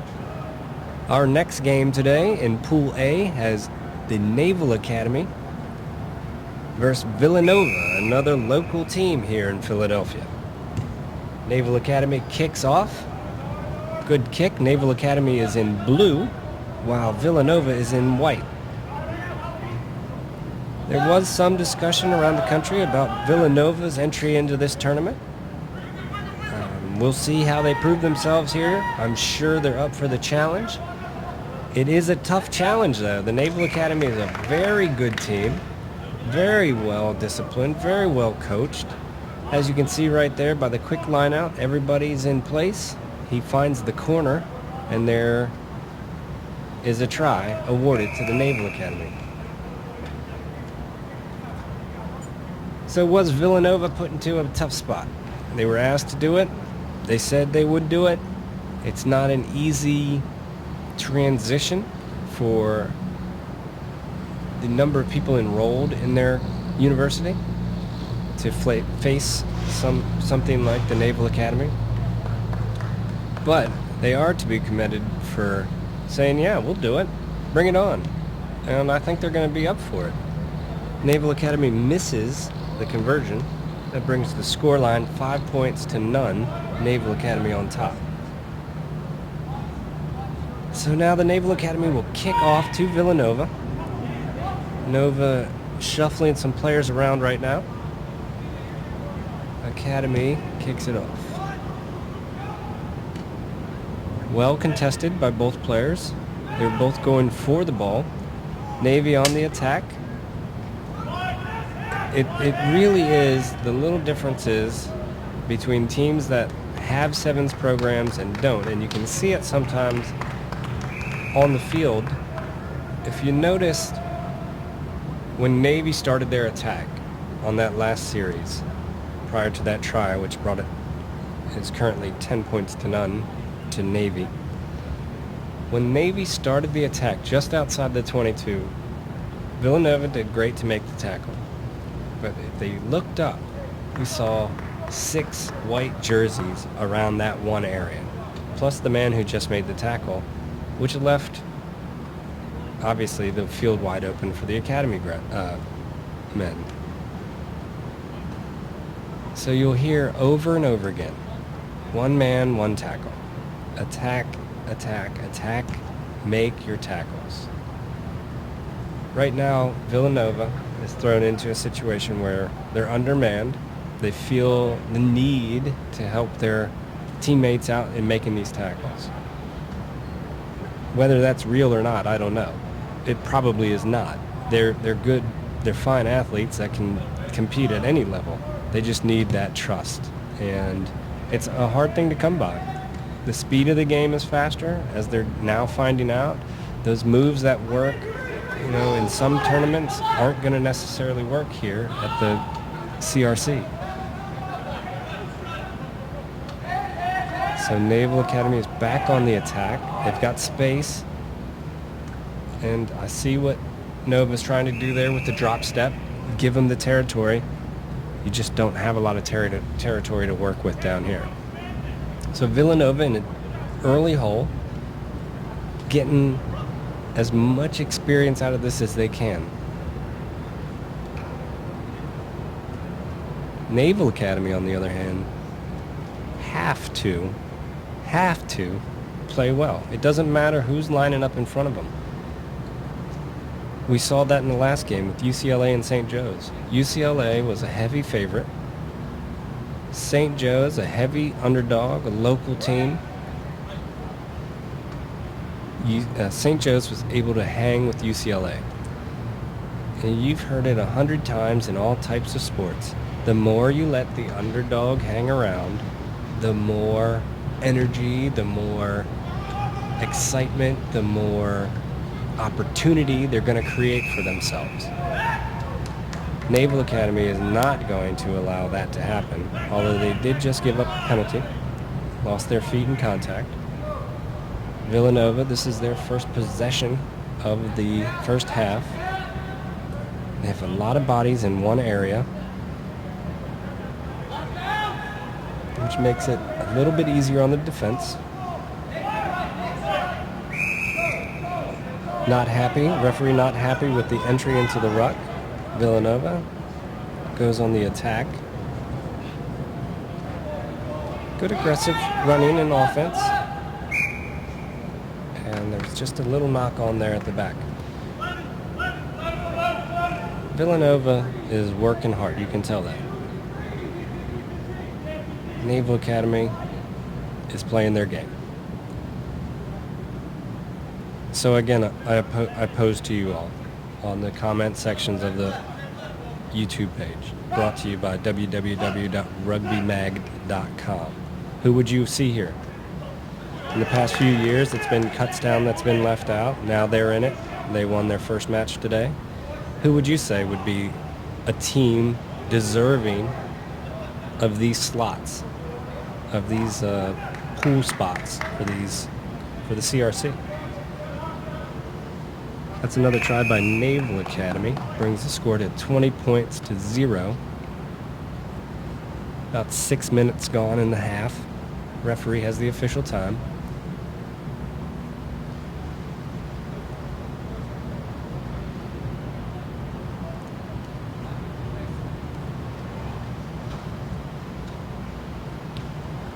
Conversion is good. 22 points to Naval Academy, 0 points to Villanova. Pool A shakes out like this. Currently, UCLA is on top with the win. Navy leading right now over Villanova, St. Joe's, and obviously Villanova. That is Pool A. Pool B, we've seen Arizona defeat Wisconsin and Dartmouth defeat Penn. Pool C saw Kutztown defeat Temple and Cal defeat Virginia Tech. This might be a concern to Naval Academy. They've given up 2 or 3 penalties in a row deep in their territory. This is an opportunity for Villanova to attack. But those penalties deep in their territory, they're going to have to tighten that up. They're going to have to figure out why they're giving those up. Are they just being too aggressive at certain times or not reading what's going on in front of them and giving up those penalties? It's just not going to work when they see the likes of UCLA or other type of teams, of their other top-tier teams. As they dot down another near the posts, by my watch, we have just over 7 minutes gone. The Academy lines up for a conversion. It's those real little things. Their passing rate has been great. Naval Academies, they're probably up around 95 to 97%. Tackle rate is great. Again, 95 to 97%. They gave up that one in the middle just a moment ago. And it looks as though when they get on their back heels and an opposition player gets past their line of defense, they're susceptible to giving up penalties. At least that's what I'm seeing right now. The conversion was good. And if there's anybody I know who's going to take care of that, it's Coach Coyner. Villanova, keep their head up, keep attacking, soak in the experience, man.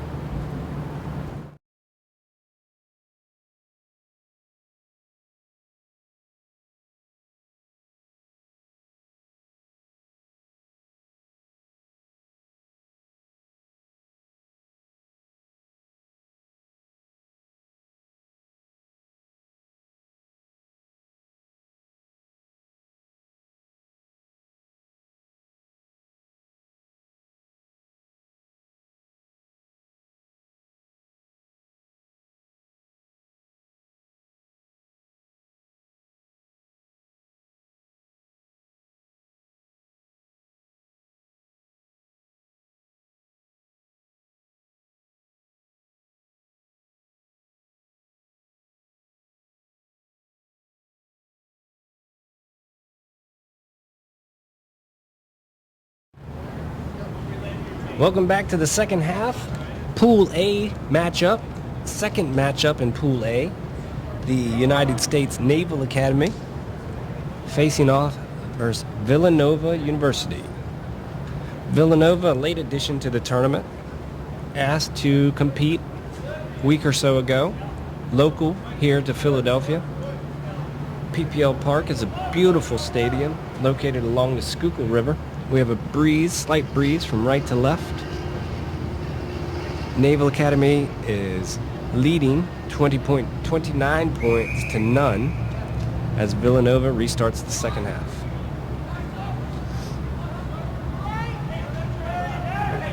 Midshipman on the attack. There's a knock on there by Villanova. Was not intentional. The player was going for the ball. Be a scrum to the midshipman.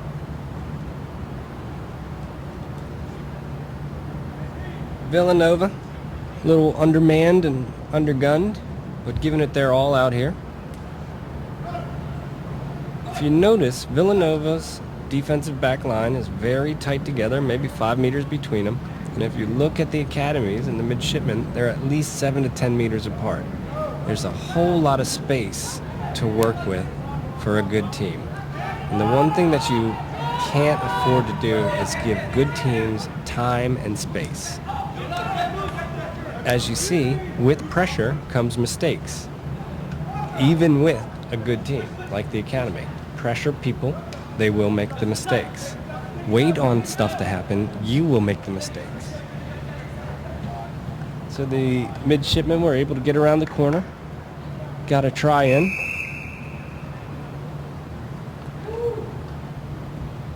Brings the score line 34 points to the Naval Academy, 0 points to Villanova. So you can always help yourself by simply lining up. If you're on offense, how do you create space without even doing anything? Just move your feet 3-4 steps one way or the other. It forces the defender to move his feet 3 or 4 steps, and you're now creating the gaps. Conversion was made by the Academy. Now they will kick off. They've brought in some subs. Get everybody a run. Villanova bringing in some subs, getting everybody a run. Midshipmen in control of this one in Pool A of the Collegiate Rugby Championships here in Philadelphia, Pennsylvania. That's a mistake, and that's going to be a free kick at midfield to Villanova. I hear the coach yelling penalty play. Let's see what they come up with here. A few blocks away.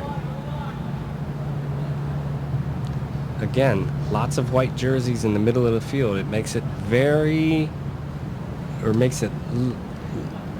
a little less challenging to defend. And that's an awful lot of work to run it right up the gut. The defenders are up in pressure. Missed tackles like that, that'll go on Coach Corner's list. Nova with some possession. It's good go forward running. You should always think about your first option is to go score. Are you doing everything to go score? Nova saw the weak side. It was available. They attacked it. It's a tackle into the player, so no intentional knock on.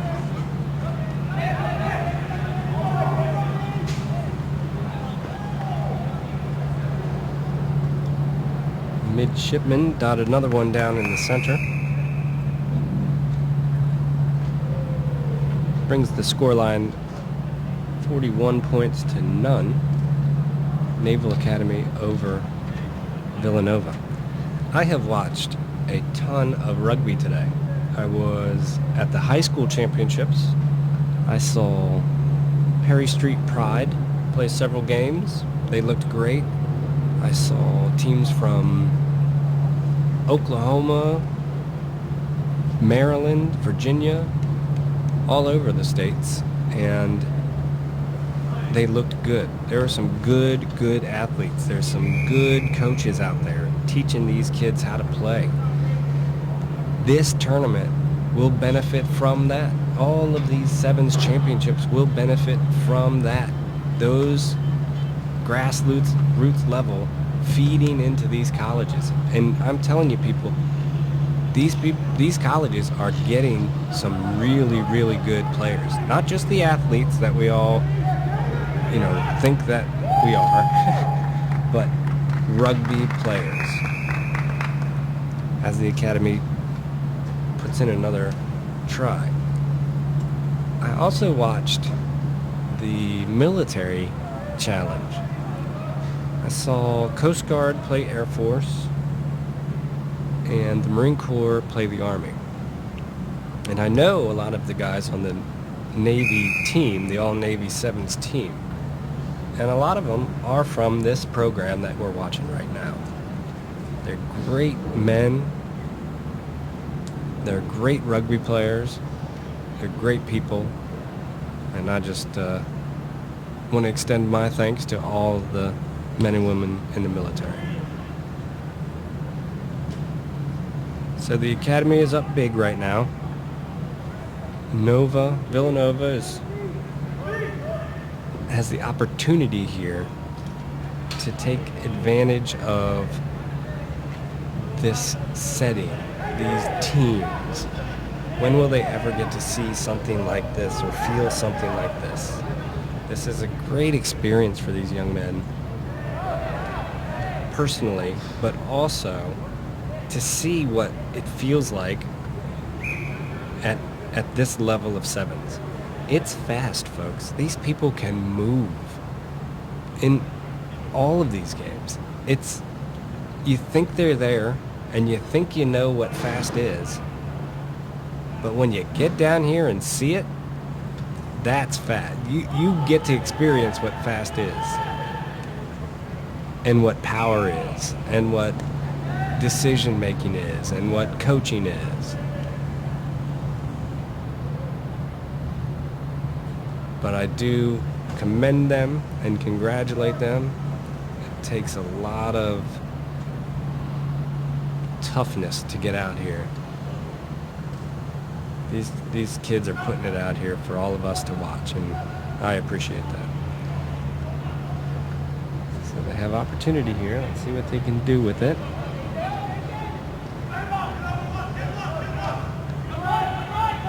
Keep in possession, which is nice. The academy was offsides there. Number 11 of the midshipmen offsides. Villanova lost it forward in tackle. Navy now on the attack with numbers.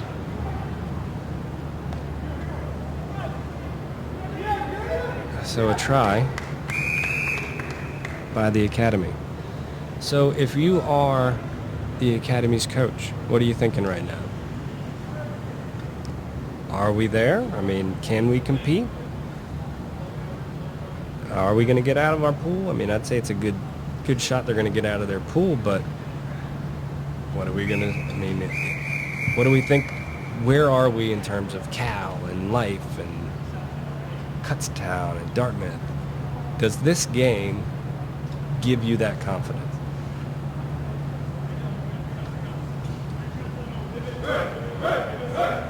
$57 points to nothing. The midshipmen over Villanova. We'll be right back.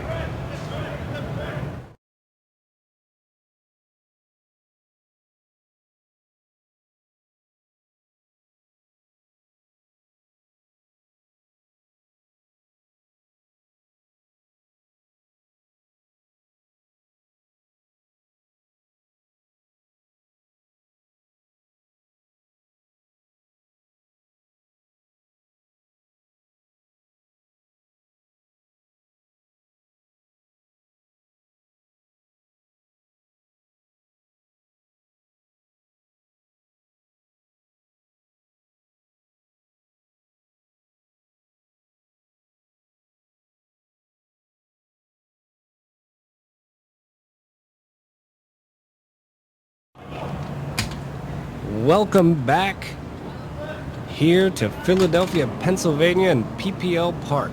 Beautiful night. Winds blowing just off the Schuylkill River. We have Notre Dame in green and white and NC State in red. Notre Dame is kicking off. This is the first match in Pool D, Delta. Welcome to all of you, wherever you are watching this broadcast. We appreciate your time. We hope that your team is successful. This broadcast is brought to you by www.rugbymag.com. Let's re-kick off. Notre Dame to NC State, we are underway. This is the first game in Pool D.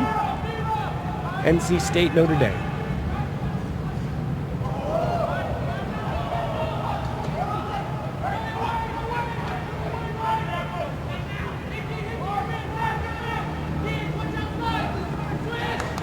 NC State has a great attack movement going on. You didn't notice that guy on the end until just the last minute. They really stretch this field out wide, NC State does.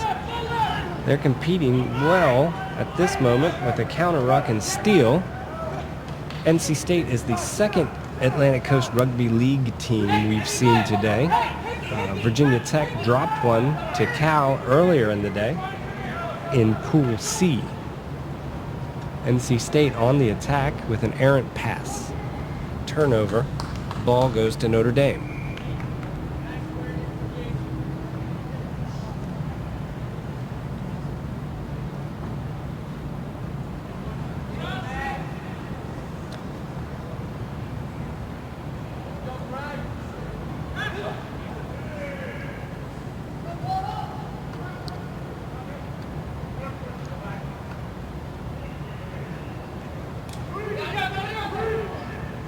They have numbers on the outside, Notre Dame does. He's got some pace. It was a good angle of a chase down by NC State. Let him off the hook, though, with an arm tackle. Clean ruck formed. Defense seems to be lined up, but they do have numbers outside. Notre Dame does. Good hard running. Finds a gap. Gets the offload. And that's a try for Notre Dame. It was a good series. First kickoff of every game is going to be a tough one. Everybody's fresh. Everybody's just been coached up. Everybody knows their roles and responsibilities. Finding that gap is always going to be difficult. You get a few movements back and forth. NC State had some good possession and territory. Notre Dame had some good possession and territory.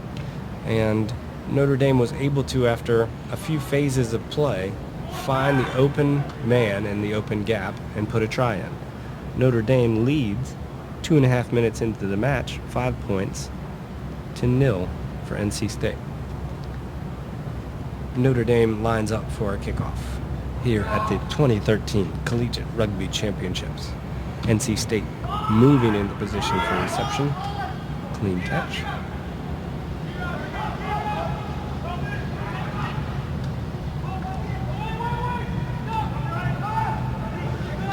That's a long pass. They find the man outside, unable to handle the ball, and it's a turnover. Notre Dame, scrum, opportunity deep in NC State's territory.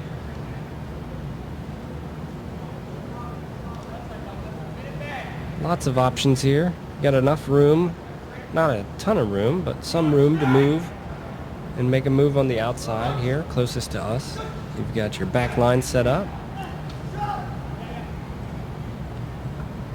Good skilled passing by Notre Dame. Their conversion rate on passes is well up in the 90 percentile. Referee, the player stepped out of bounds. As you see the flag up on the other side, referee seems to have missed it or decided to play on. Now the overload coming. Breakaway try available.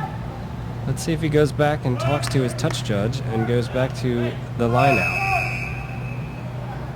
Right now the try is awarded.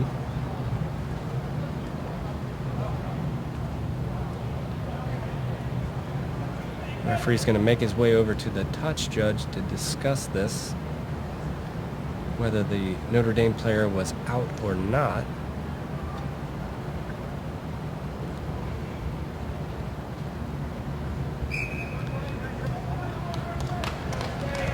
That's great. You get it right. Even if it's not popular or whatever, you get it right. You talk it over with the people. You communicate what you saw, what should be done, and what the correct call is, and you make the call. That was well done by the referee crew. So it's NC State ball, stolen by Notre Dame.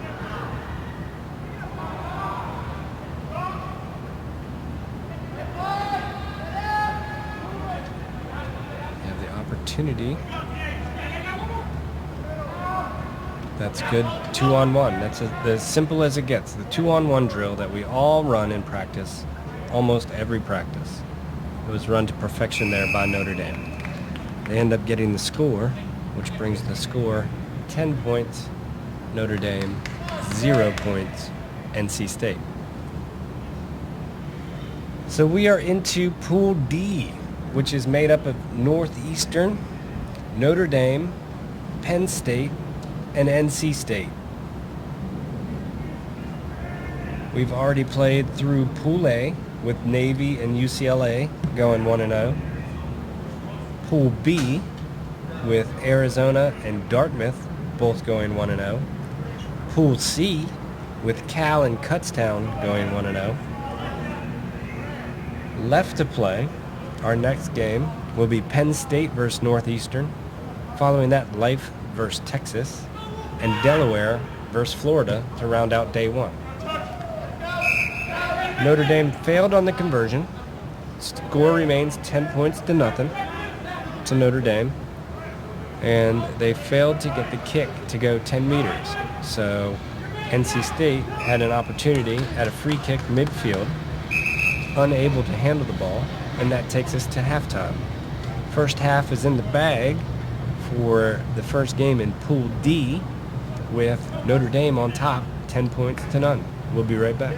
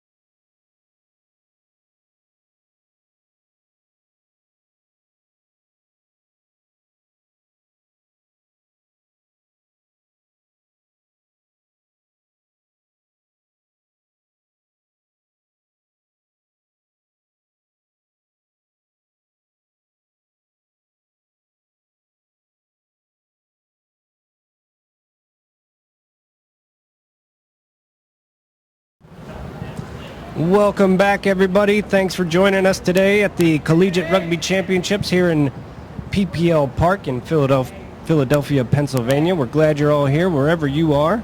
I hope you're having a great afternoon. We are in the second half of Pool D, Notre Dame versus NC State, with Notre Dame on top right now, 10 points to none. Neither team has been very successful on the kickoffs, getting the ball to travel 10 meters. Notre Dame now has an opportunity for a free kick play at center field. Let's see how they run it. And it's a kick over. The player saw space, took the space. NC State was well served to cover. Good defensive structure by Notre Dame.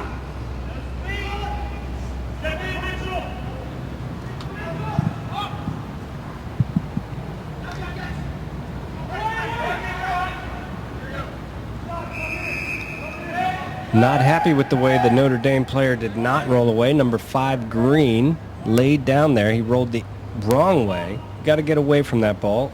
Give the offense the opportunity to play it.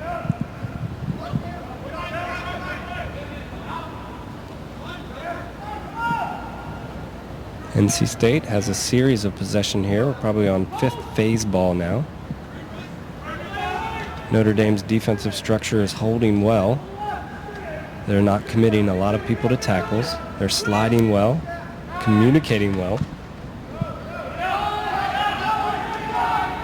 Errant pass, which could have put Notre Dame under pressure, turns out to be pressure to NC State and a try by Notre Dame. So that goes to my point about passing percentages. Throughout the game, or throughout that series, let's say, NC State made 15 passes. They completed 14 of them. One errant pass is all it takes to put you under the pressure and ultimately a try. You have to be good. You have to be striving for perfection every single pass. And it's hard. It's exhausting out here. It's hot. You think 7 minutes? What's 7 minutes? Well, that's just 2 minutes of play. It's exhausting, and it's a difficult thing to maintain your focus while you're trying to, frankly, breathe. Notre Dame goes up on top 15 points to 0 over NC State in Pool D. And NC State is not playing poorly. They're playing well. They have possession. 2 or 3 bad passes or catches, and they're down all of a sudden. And their energy level has to get reinvigorated.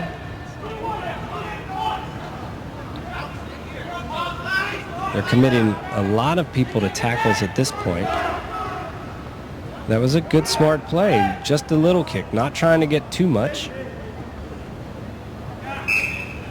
Unable to convert that into possession, but it was a good play. Attempted to go quick. The lineout had been set. Referee's going to bring it back, make them run their set piece.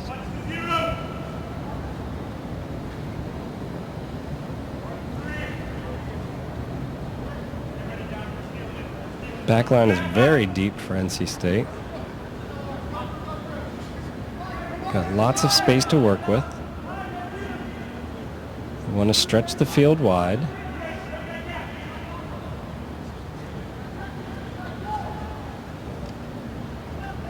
I would venture to guess that in many tournaments, that play, getting it wide to that player, has resulted in tries.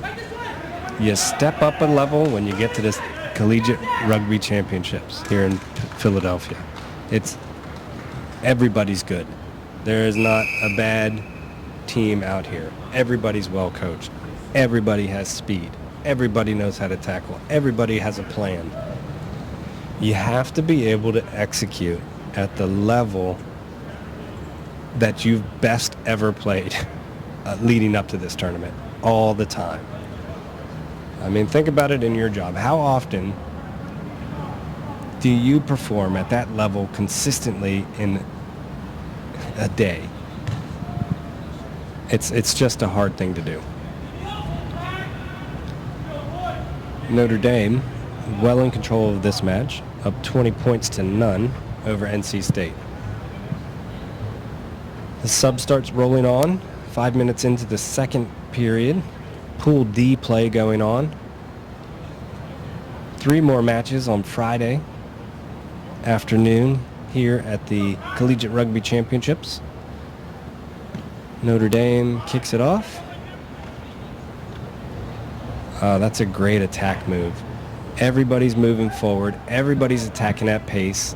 Hands are good. Nice short, crisp passes. No trying to make a 30-meter pass. And now they get through. It's all because of the aggressive play off of the kickoff receive. Everybody was moving. The players knew where they were going because they were communicating. The pace was strong, and it results in positive points. Brings the score 20 points to 5. Notre Dame leading NC State.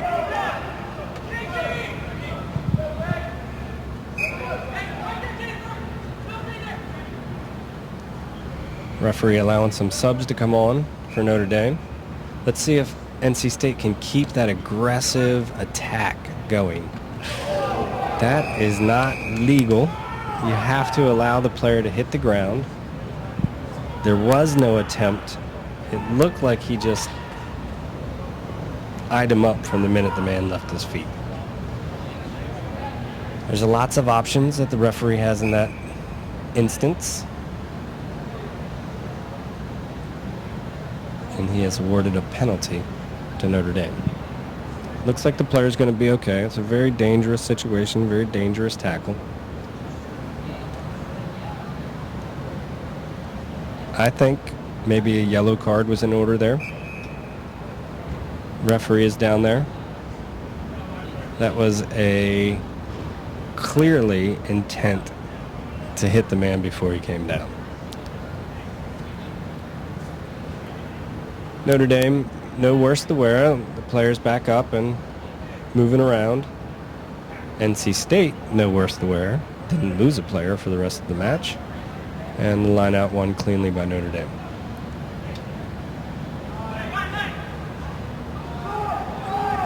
Nice move. Little jump step to the inside. And a try awarded.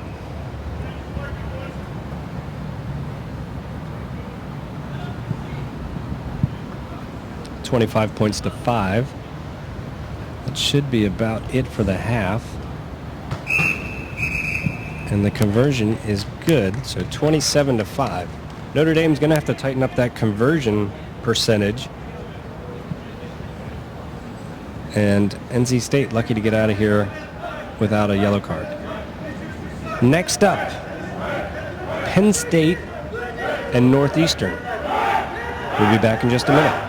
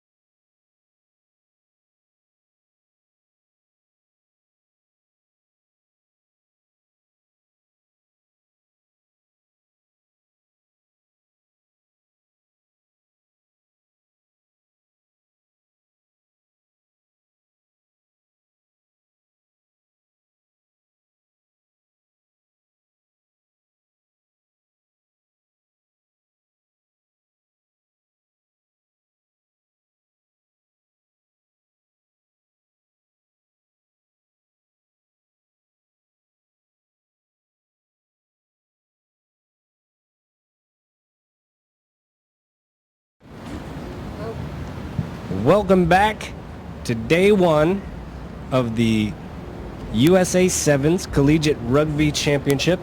We are live from PPL Park in beautiful Philadelphia, Pennsylvania, along the Schuylkill River. Temperatures have dropped to a manageable level. A nice breeze coming off the river.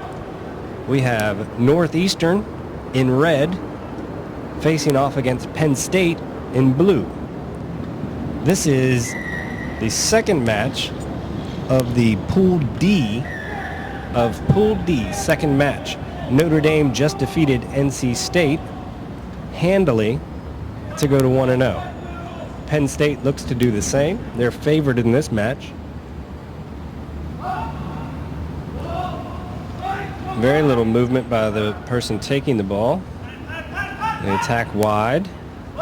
Stretch the defense a bit. Defense is a bit fractured already without any contact. Overload loop play. Penn State obviously well disciplined. Unlucky there, as I say that. Have a plan, you can see. Stretch it, see what the middle offers. Northeastern was good to keep that defensive structure somewhat intact. Benefited from a knock-on.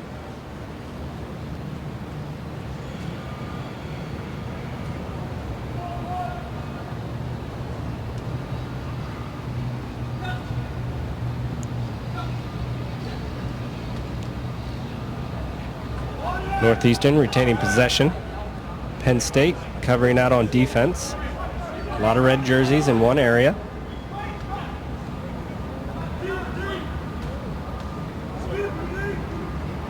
Two missed tackles by Penn State, an unusual sight. Unable to get the pass off. It's a great tackle by number 7 back there in the sweeper position. Referee didn't like 7's hands in the ruck. Can't use your hands when you're engaged with another player.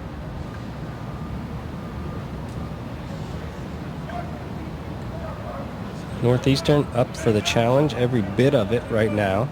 Have opportunity on the outside. Good move back inside.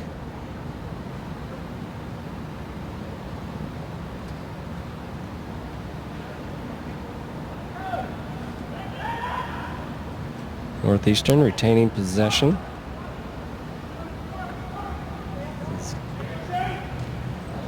Can't get around. Lost the handle and the offload and tackle. Unable to complete the pass.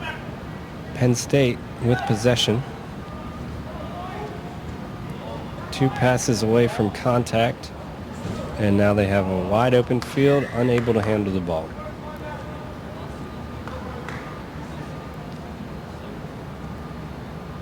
Northeastern up for this match, obviously putting a lot of pressure onto Penn State deep in their territory. Hard running by the forwards, keeping it close at times, looking to spin it, keeping them honest on the outside. Unable to finish the passing, but Penn State not helping themselves with the untimely penalty on a good hustle play, as well as 2 missed tackles and 2 drop passes.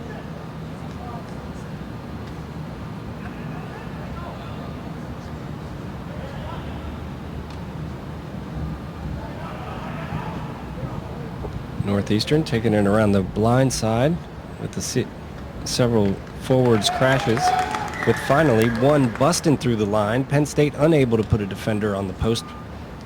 Northeastern on the board first.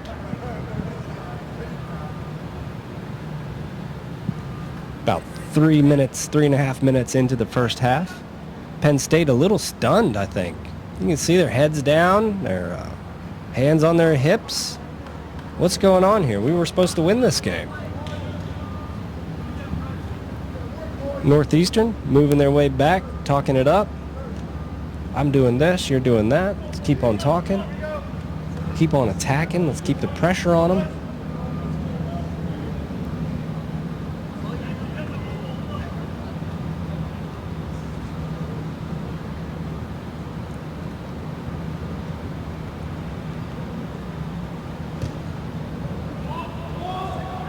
Great kick.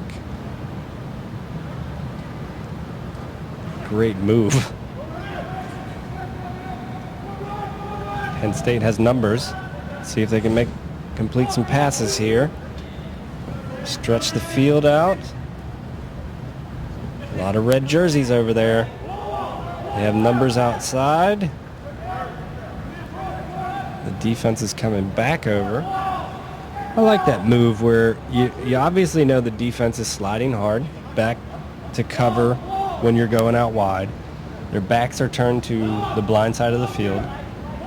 Why not take a look? Why not go after it? We've seen several teams use that as their primary philosophy of play. Penn State is having to work for every bit of their territory here. It's a dangerous defense, but it worked out. Unable to get his pace going. Good cover defense.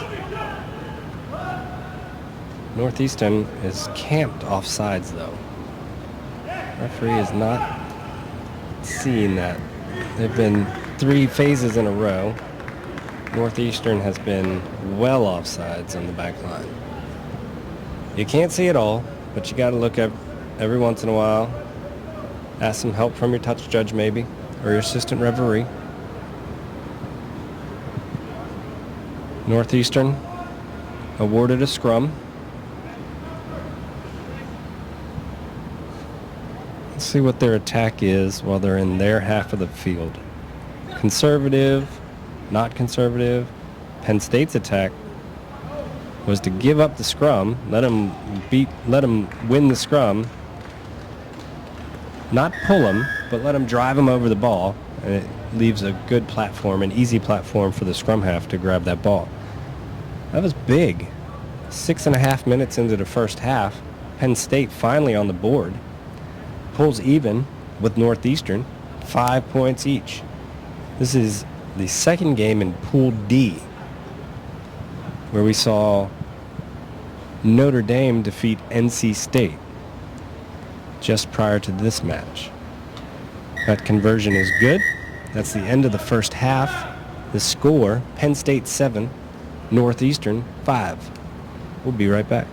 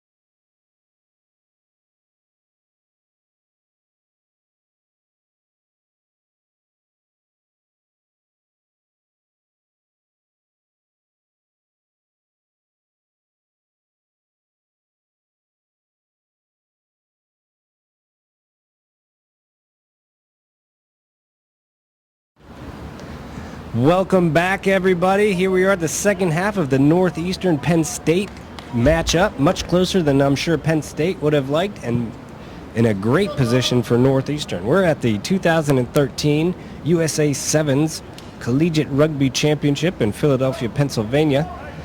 Currently, Penn State leads 7 points. Northeastern has 5 points. Penn State to restart. And we are underway for the second game in Pool D. It's a great kickoff, good aggressive coverage by Penn State.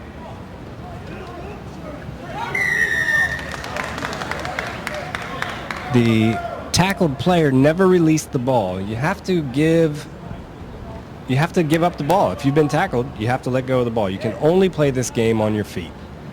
Looks like Penn State was given a talking to about being more aggressive in contact, more aggressive at the rucks, more aggressive at the breakdowns. The first two, unfortunately, gave up 2 penalties being more aggressive, but they are aggressive. It's more than they said for the first half, probably. The coach probably got in them at halftime and said, "Let's go, men. Let's go. You guys are better than what you're showing out here. Let me see it." Northeastern, however, is saying, "Bring it on. We're ready. We're good enough to be in this conversation. Not only are we good enough to be in this conversation, we're going to take it to you." It's a big thing in this game, in any game, to know what you are. Northeastern knows they've got some big forwards, and they're going to go for it. That's how they scored their try. Pick and go, pick and go. We see that a lot in 15s, not so much in 7s. But this is what they are, and it's working against Penn State. Gave up a penalty there. Penn State's going to be able to relieve some pressure with ball in hand. Spreading the field nice and wide, and now they start their attack. The oldest play in the Rugby Sevens handbook was not successful. Northeastern still offsides. Penn State have the overload. Waited a bit long, I think, on that one. Sweeper is working hard. He's got to get back across the field. That passing rate, I've talked about it all day. The teams that are completing passes at that 95 to 98% rate are successful. The teams around 50 to 60% are struggling.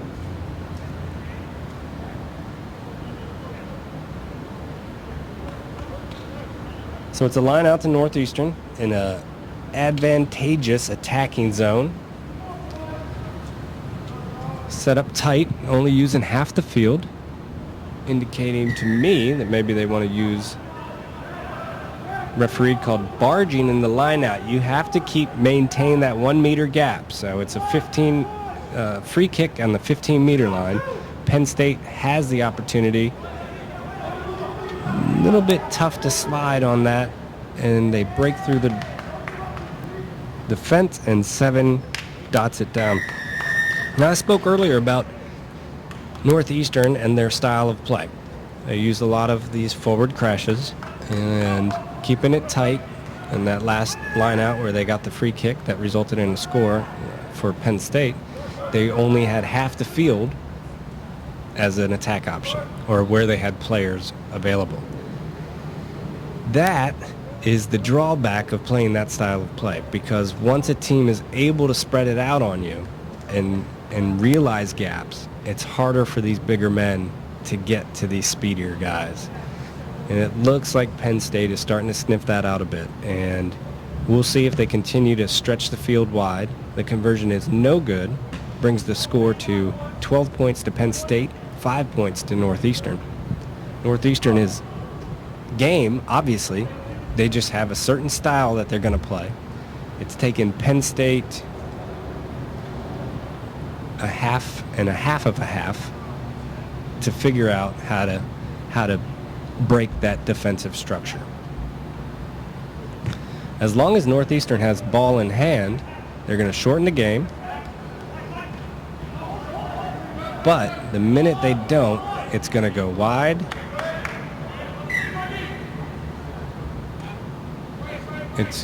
Penn State's going to spin it wide and make these larger men run around the field, which is not easy to do when you're a big boy. Knocked on there by Northeastern. It's a scrum to Penn State.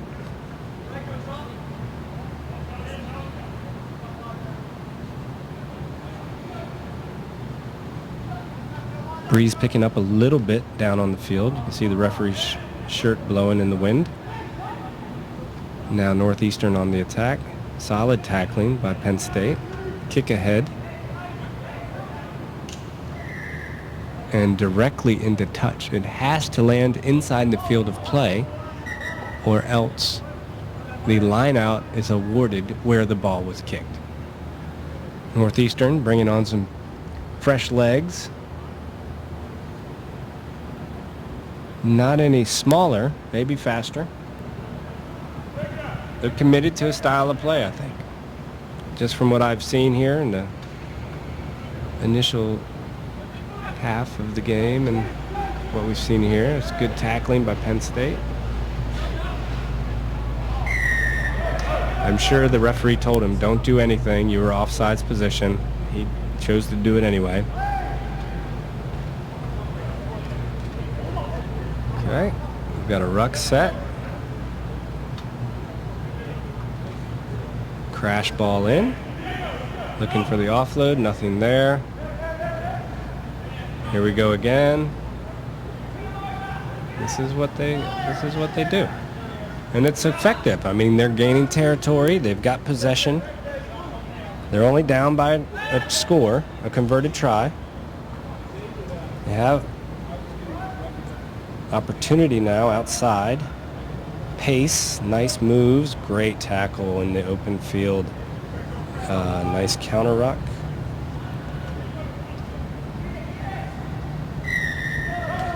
That blue player, the Penn State player, has to roll out of there. His initial move on the ground was fine. He went after the ball, attacked it well, but then he kind of just laid there. You got to get out of the way, got to give options.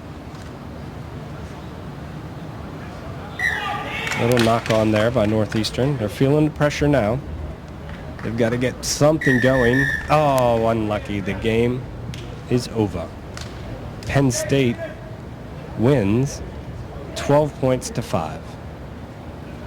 So that is the end of Pool D, with Notre Dame and Penn State moving on. Notre Dame with a handy win over NC State, and Penn State with our second tightest game of the day, when UCLA and St. Joe's had a tight one earlier. Penn State and Northeastern, tight game, 12-5. Next up, Life versus Texas. We'll see you in just a few minutes.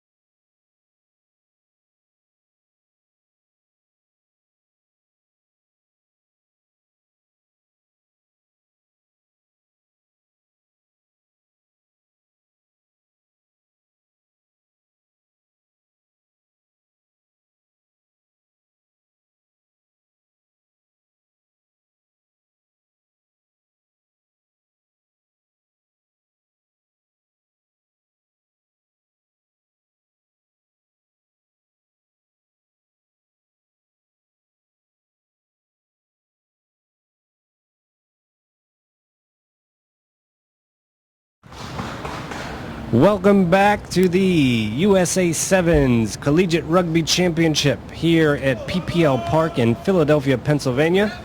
Our last two matches of the Friday set are Pool E, the first of which is Life in the black against Texas in their traditional burnt orange. Nicely taken by Life. Life has got to be considered one of the favorites of this tournament, but Texas also is a big-time program at a big-time school with lots of athletes to draw from. Life is out of Atlanta, Georgia.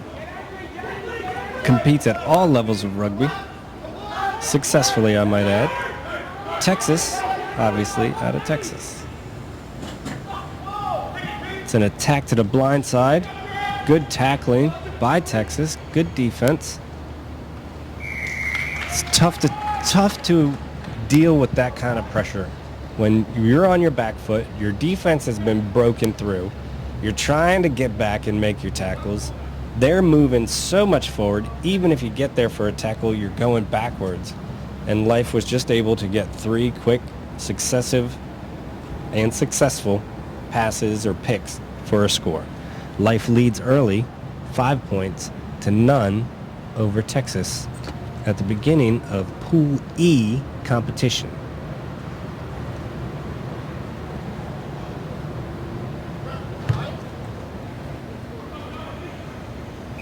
Conversion is good.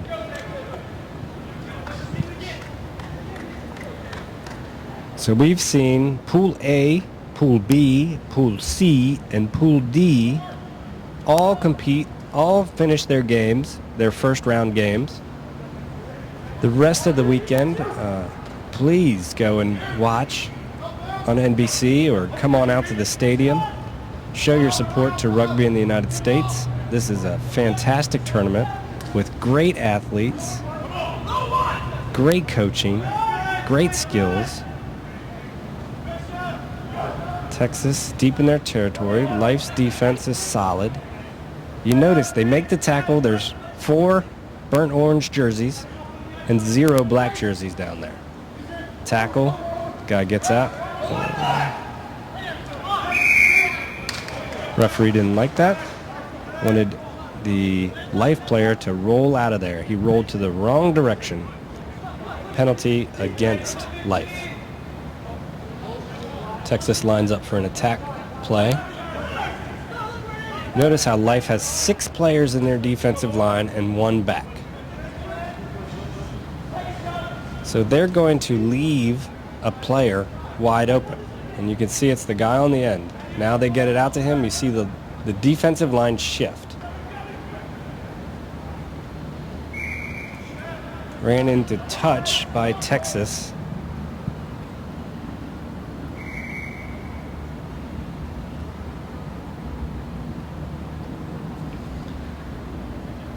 So Life runs a slide defense, drop step defense if the speed is on the outside. If they don't feel the speed is on the outside, they're not going to give you any territory. Successful in the line out, and the attack is on. Stretch it wide. 2 Texas players, 4 Texas players. Oh. Overload on the outside.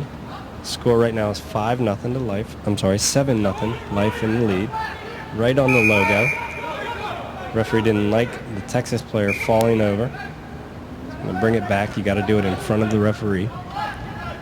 Make the tap, that is.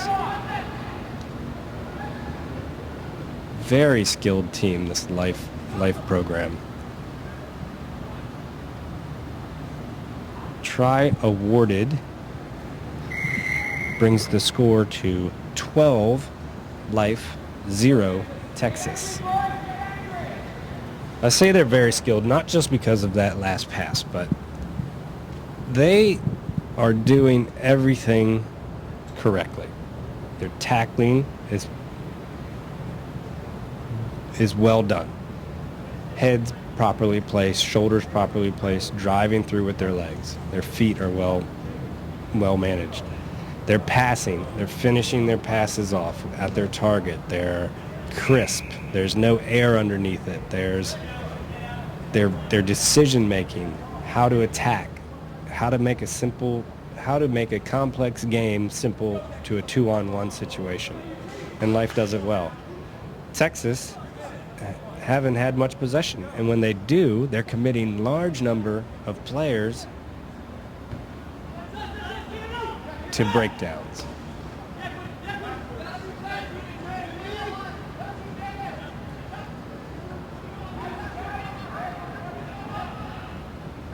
Notice how Life is just setting up now on this strong side. What is the strong side now? Look at all the Life jerseys out here. They're ready to attack. They haven't had to expend a lot of energy to get into that position, whereas Texas had to move all the way across the field one way and then all the way back the other. Now they're expending a ton of energy going the other way.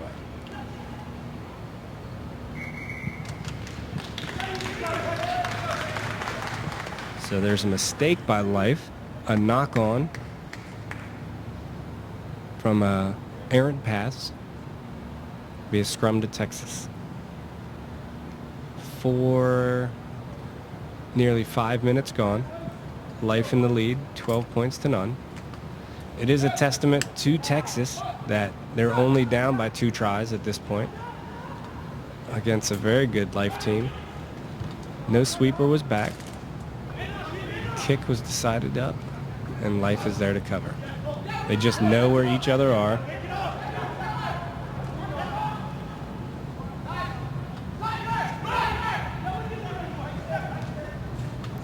Kick ahead. Beautiful bounce. Try to Life.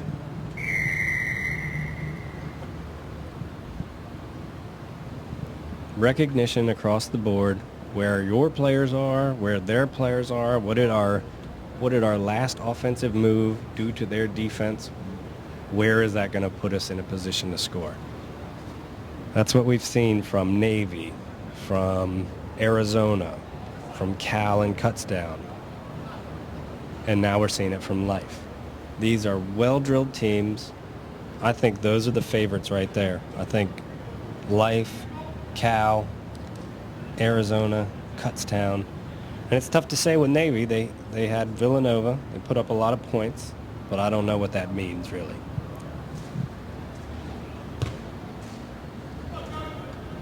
Conversion is good. That takes us to halftime with Life leading 19 to Texas's 0. We'll be back in just a minute.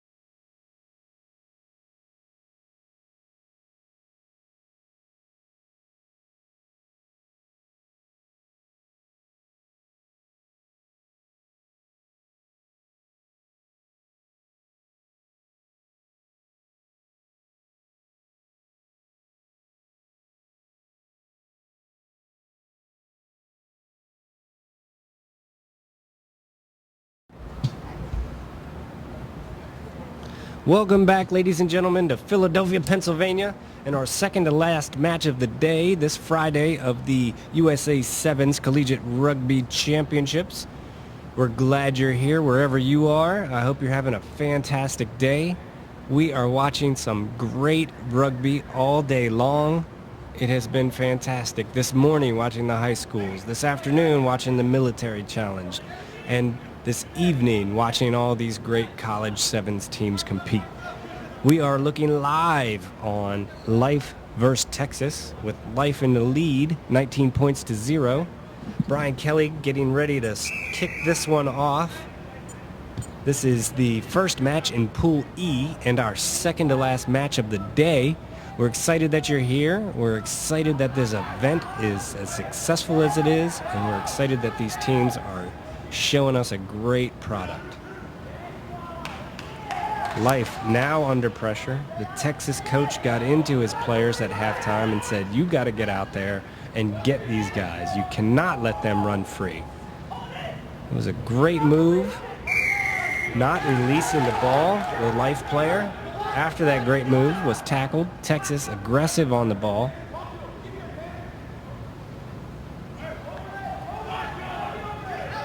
Looking for the support outside. Life has good coverage. Switches it back in. Outstanding defense, good ball position. They have numbers. Not a lot of space. Good cut.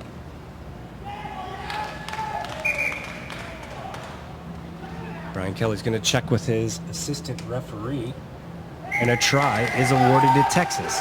Just like that, out of the second half, Texas comes out firing on all cylinders, getting in Life's face, saying, we're not going to let you just run all over us. We're going to take it to you this half. They're only down by 12 points. It's 19-5 prior to this conversion attempt. Life has some serious pace out there. It was good on Texas to stop that outside attack. We'll see how Life responds. They're going to receive this kickoff.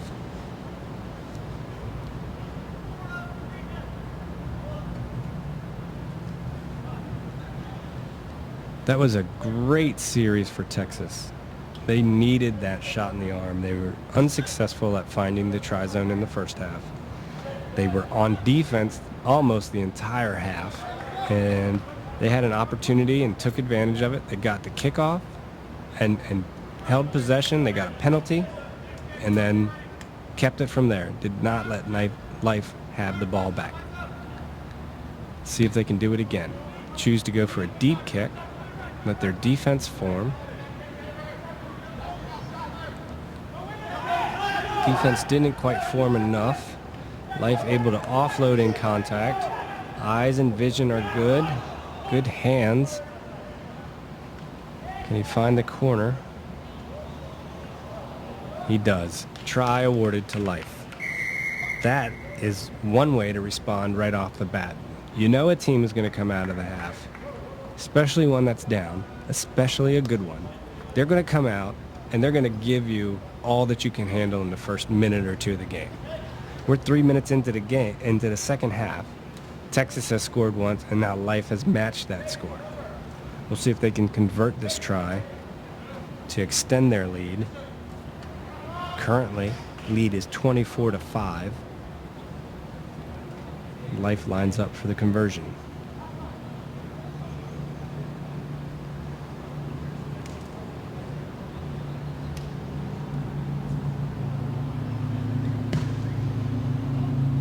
Conversion sails wide right of the posts.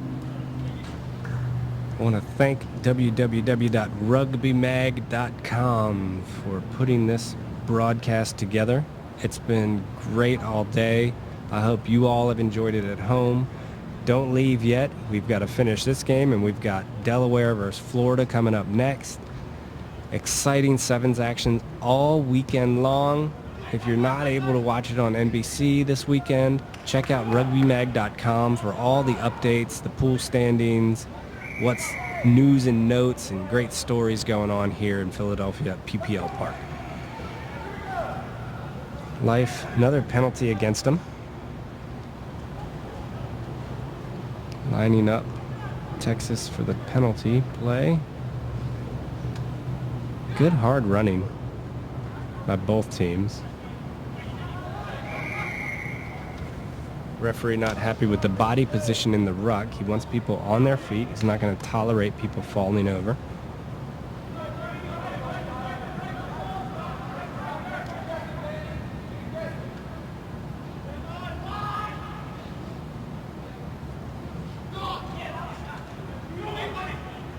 There was a gap there. That disappeared fairly quickly.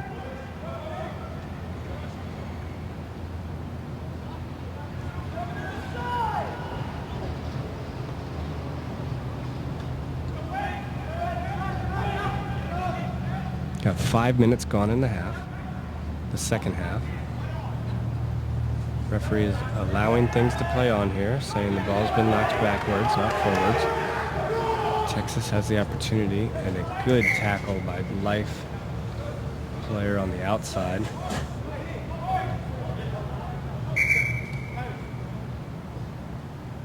Life awards the referee, Brian Kelly, awards a minute and allows substitutions on for both teams. Score stands at 24-5 in Life's favor.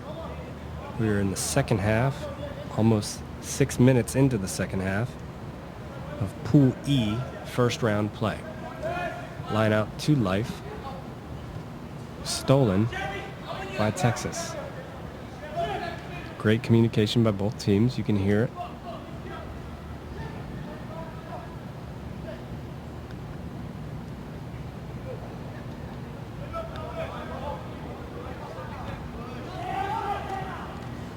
Good cover defense from Life. Counter ruck. Texas is getting a little bit tired.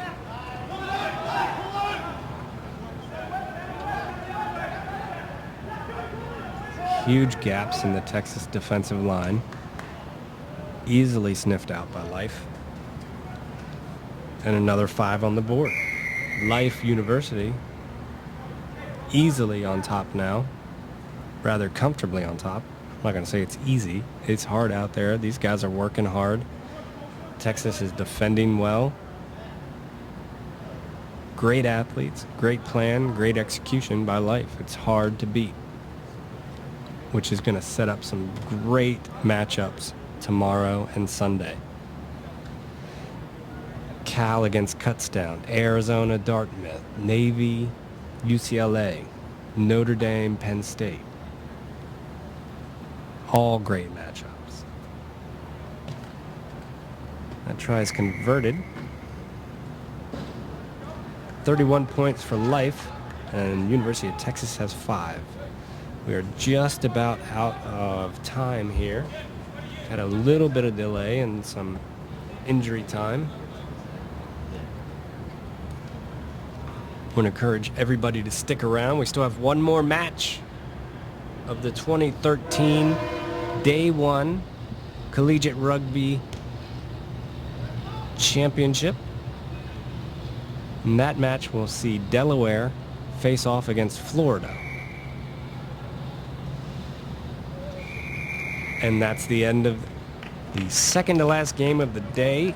The first game in Pool E, where Life moves on to 1-0, while Texas will have to fight a little bit harder tomorrow at 0-1.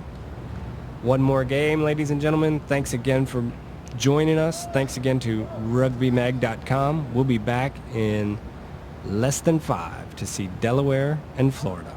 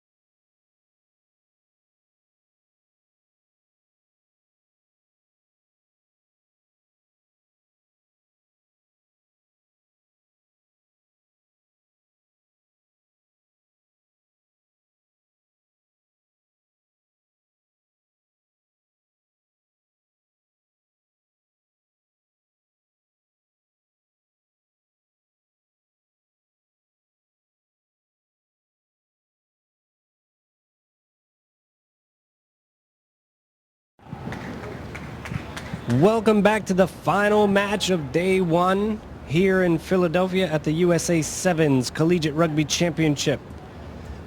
We thank you for listening and watching.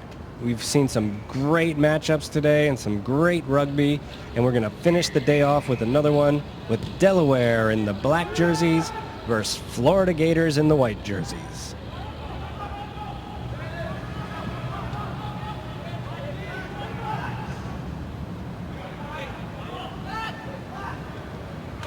Speed on the outside for Delaware. Sweeper able to get back in time. Good defense. This pressure swarming defense by Florida, they're not going to give you an inch.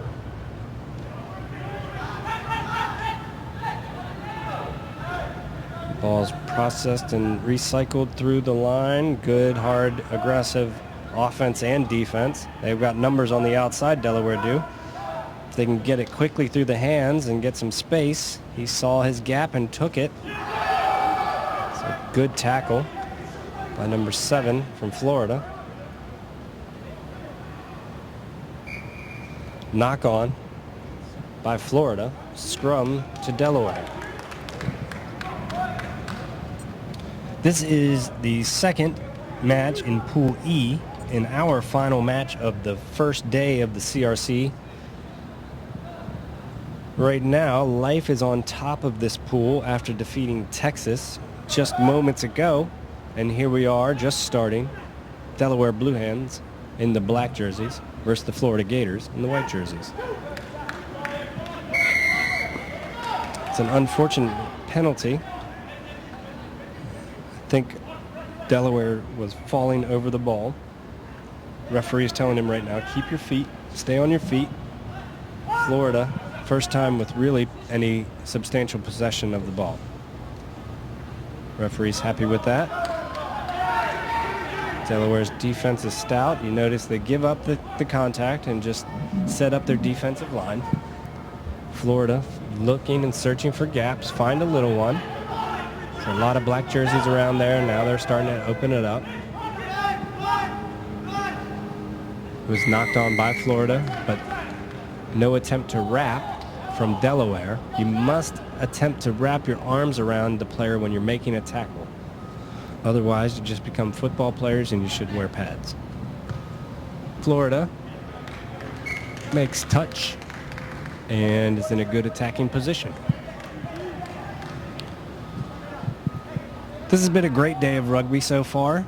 This morning, I was out watching high school rugby, great future for this tournament and colleges around the country. Just watching those players. Watch the military challenge later on in the day. Again, great athletes getting substantial time from their commands to take part in these tournaments, in this sport, growing it in the military. And then finally, this highly skilled, highly developed game that we're watching right now. These are top athletes, potential Olympians out here today on all stripes, and it's just been a great, exciting day of rugby. As Delaware finishes off this movement from deep in their territory all the way to a try. Brings the score, Blue Hens 5, Gators 0. Early in the first half, maybe 3 minutes in, referee has the official time. This style of defense that Florida is running, this pressure is exhausting, first and foremost, but very, very effective. If you can maintain this type of pressure on defense against any offense, you're going to be successful. Now, if there's a breakdown by one person, if that one player is just a step off on this pressure, it leaves gaps. And at this level, and these teams, including Florida, can take advantage of those gaps. Conversion was not made. Score remains 5-0 in Delaware's favor. I'm interested to see if this pressure defense, if Florida was going to stick with this pressure defense. I certainly would. It's created opportunity and penalties so far. No points, but it might. Little miscommunication there. Dangerous part of the field right here with Delaware's attack. Got some really talented athletes out there.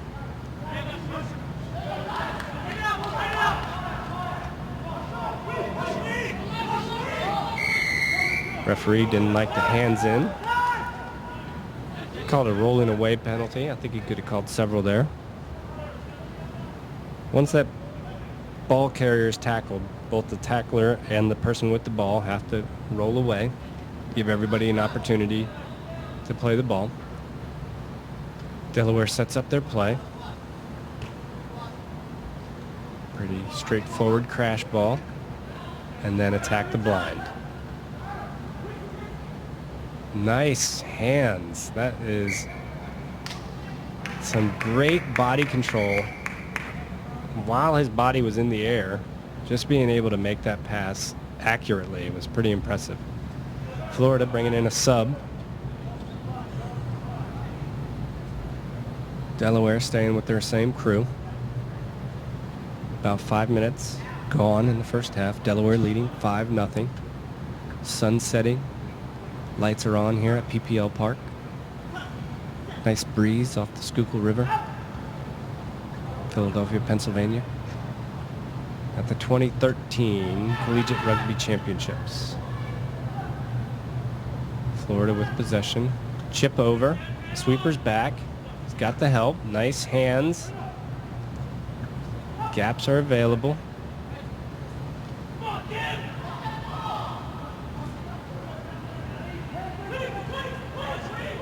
This is good, intense rugby. These teams are really working hard offensively and defensively. That's a try to Delaware. Brings the score 10 points Delaware Blue Hens, 0 points Florida Gators. That was a great effort on both sides. One was going to break. Either the defense was going to break the offense and get a turnover, or the offense was going to break the defense and get a score. They're working at such a high rate. The Gators are expending more energy trying to chase down these Blue Hen offensive threats. Delaware, meanwhile, is attacking with their 2 strike runners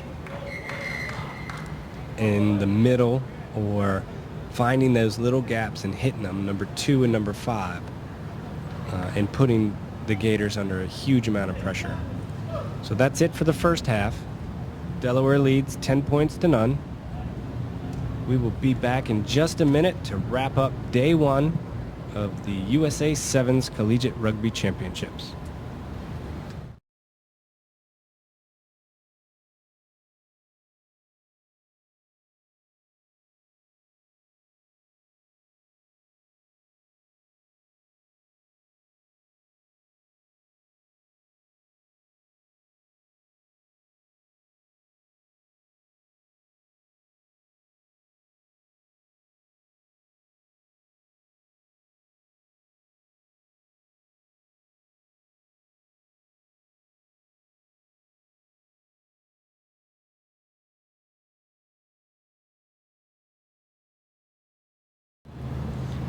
Welcome back to the final half of the first day of the 2013 USA Sevens Collegiate Rugby Championship.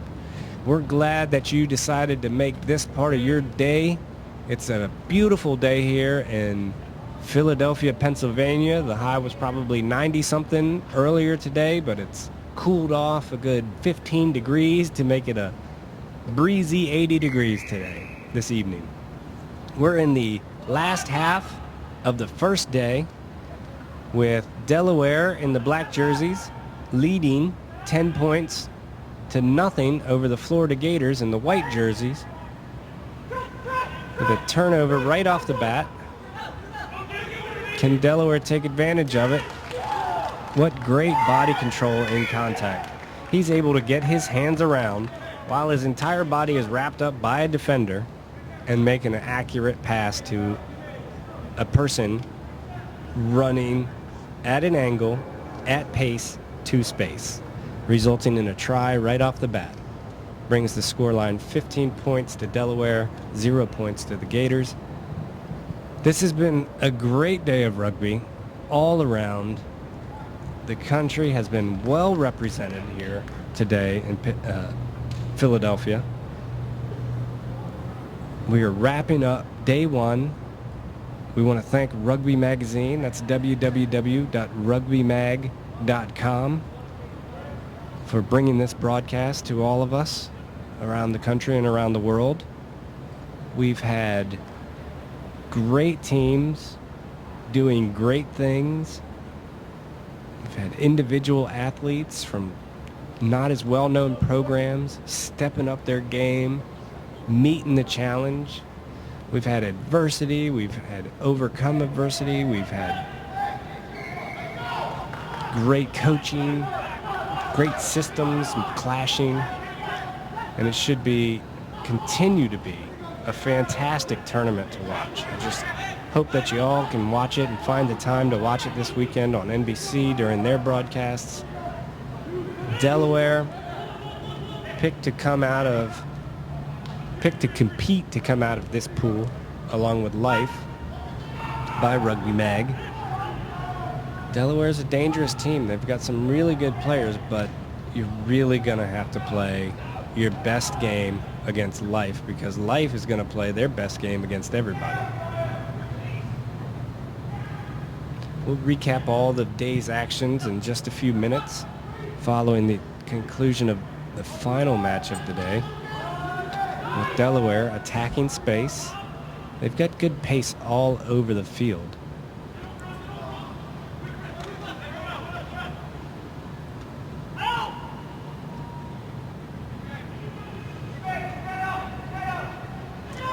Florida's pressure defense is getting a little bit tired now. We got a 4-on-1. He's able to just beat the outstretched arms of number 12 from Florida and score the try under the post, making it 20 points to 0. Delaware Blue Hens on top prior to this conversion attempt. I mentioned earlier in the first half that this style of defense, this pressure, blitzing, in-your-face defense is so difficult to maintain. You've got to be 90 degrees, 14-minute fit. And that is not an easy thing to do, as many of you out there know. It is an effective defense, but as you saw as a result of this last try, when I mentioned it was 4-on-1, that's because the defensive players are exhausted from that style of defense. It's a hard thing to do. It's effective if you can maintain it. But at some point, you have to pull back and say, okay, we need a breather. Let's run a more passive defensive system. That conversion was completed to make it 22-0. Delaware kicks the ball deep to Florida, and now they're on the attack.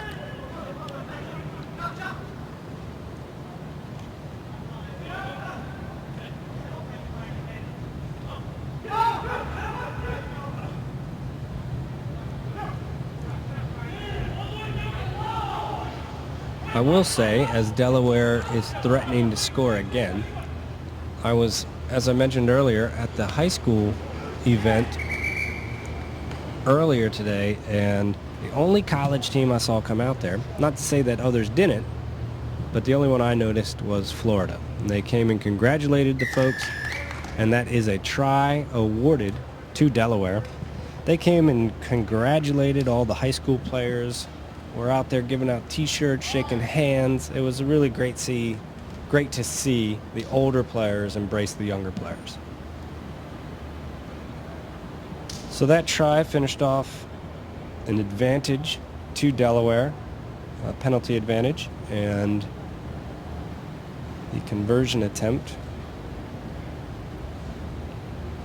with about 3 or 4 minutes remaining, is no good. 27 points to Delaware to 0 points for Florida. Florida's going to start bringing on some subs now. I can see some movement on both benches. See if Florida adjusts the defense, the defensive patterns. As the lights get stronger here at PPL Park, temperatures get a little cooler, but the rugby action stays the same, high level, intense action.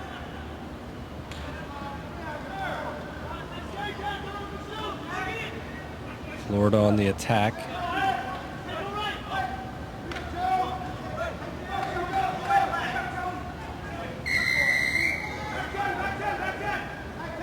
Referee calls a penalty for hands in the ruck. Florida on the attack. Running out of time now. It's approximately 3 minutes remaining by my watch, and the referee has the official time. Find a gap right in the middle of the defense. Working well. Still have a high work rate on offense. Have a penalty advantage. Can they keep the attack up? Wow, look at that separation and that pace from 11 for Delaware. That was great.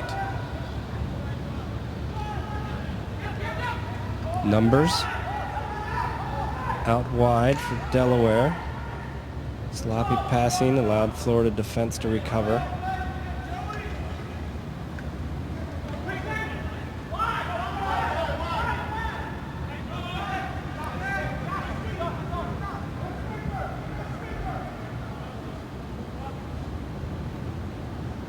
Delaware taking their time, finding the gaps, finding the overloads. Content to stay out of contact. Missed tackles. No defensive pressure at this point. That's going to be a try. Delaware scoring again, right underneath the posts with very little time left. 32 points to the Blue Hens, 0 to the Gators, pending the conversion. So Delaware was content there. Stretch the field, have a series of 10 to 12 passes. Let the defense open up for them. Florida did adjust their defense from the blitzing style and brought it back a little bit. Conversion is good. And that's the end of the game. That is the end of the day. That is the start of 2 more days of great collegiate sevens rugby. Quick recap on today. First of all, thank you all so much for joining us. It's been my pleasure talking with you all day, and I want to thank www.rugbymag.com. Make sure you go check out their site all weekend.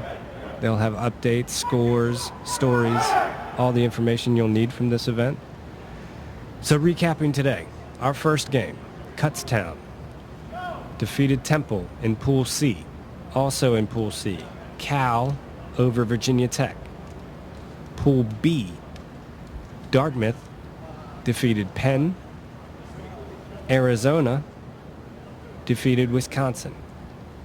Pool A, UCLA in a squeaker over St. Joe's, and Navy in a blowout over Villanova. Pool D, Notre Dame over NC State. Penn State over Northeastern. Pool E, Life over Texas. And Pool E, Delaware over Florida. So tomorrow's matchup here at PPL Park, starting at 10:20 a.m. Coast Guard versus Army, Marine Corps versus Navy. Then we get back into the Collegiate Rugby Championships, Navy and St. Joe's. In Pool A, UCLA versus Villanova. Pool B then, Dartmouth, Wisconsin. Pool C, following that, Temple and Virginia Tech. Pool D, Penn State, NC State. Pool E, Delaware versus Texas. Pool B, Arizona versus Penn. Then followed at 1:30, Life and Florida. 1:51, St. Joe's, Villanova. And then at 2 o'clock, 2:12, Cal and Kutztown.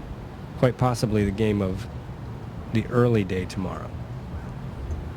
Army versus Navy following that match at 2:33. You always want to tune in for that one. Then we round out the pool play for the rest of tomorrow. Once again, I want to thank everyone for coming, watching the match, joining us online. Thanks to rugbymag.com. Thanks to PPL Park and the good folks at USA Sevens. I hope you all have a safe and happy evening tonight. And enjoy this weather. And have a great night. We'll see you.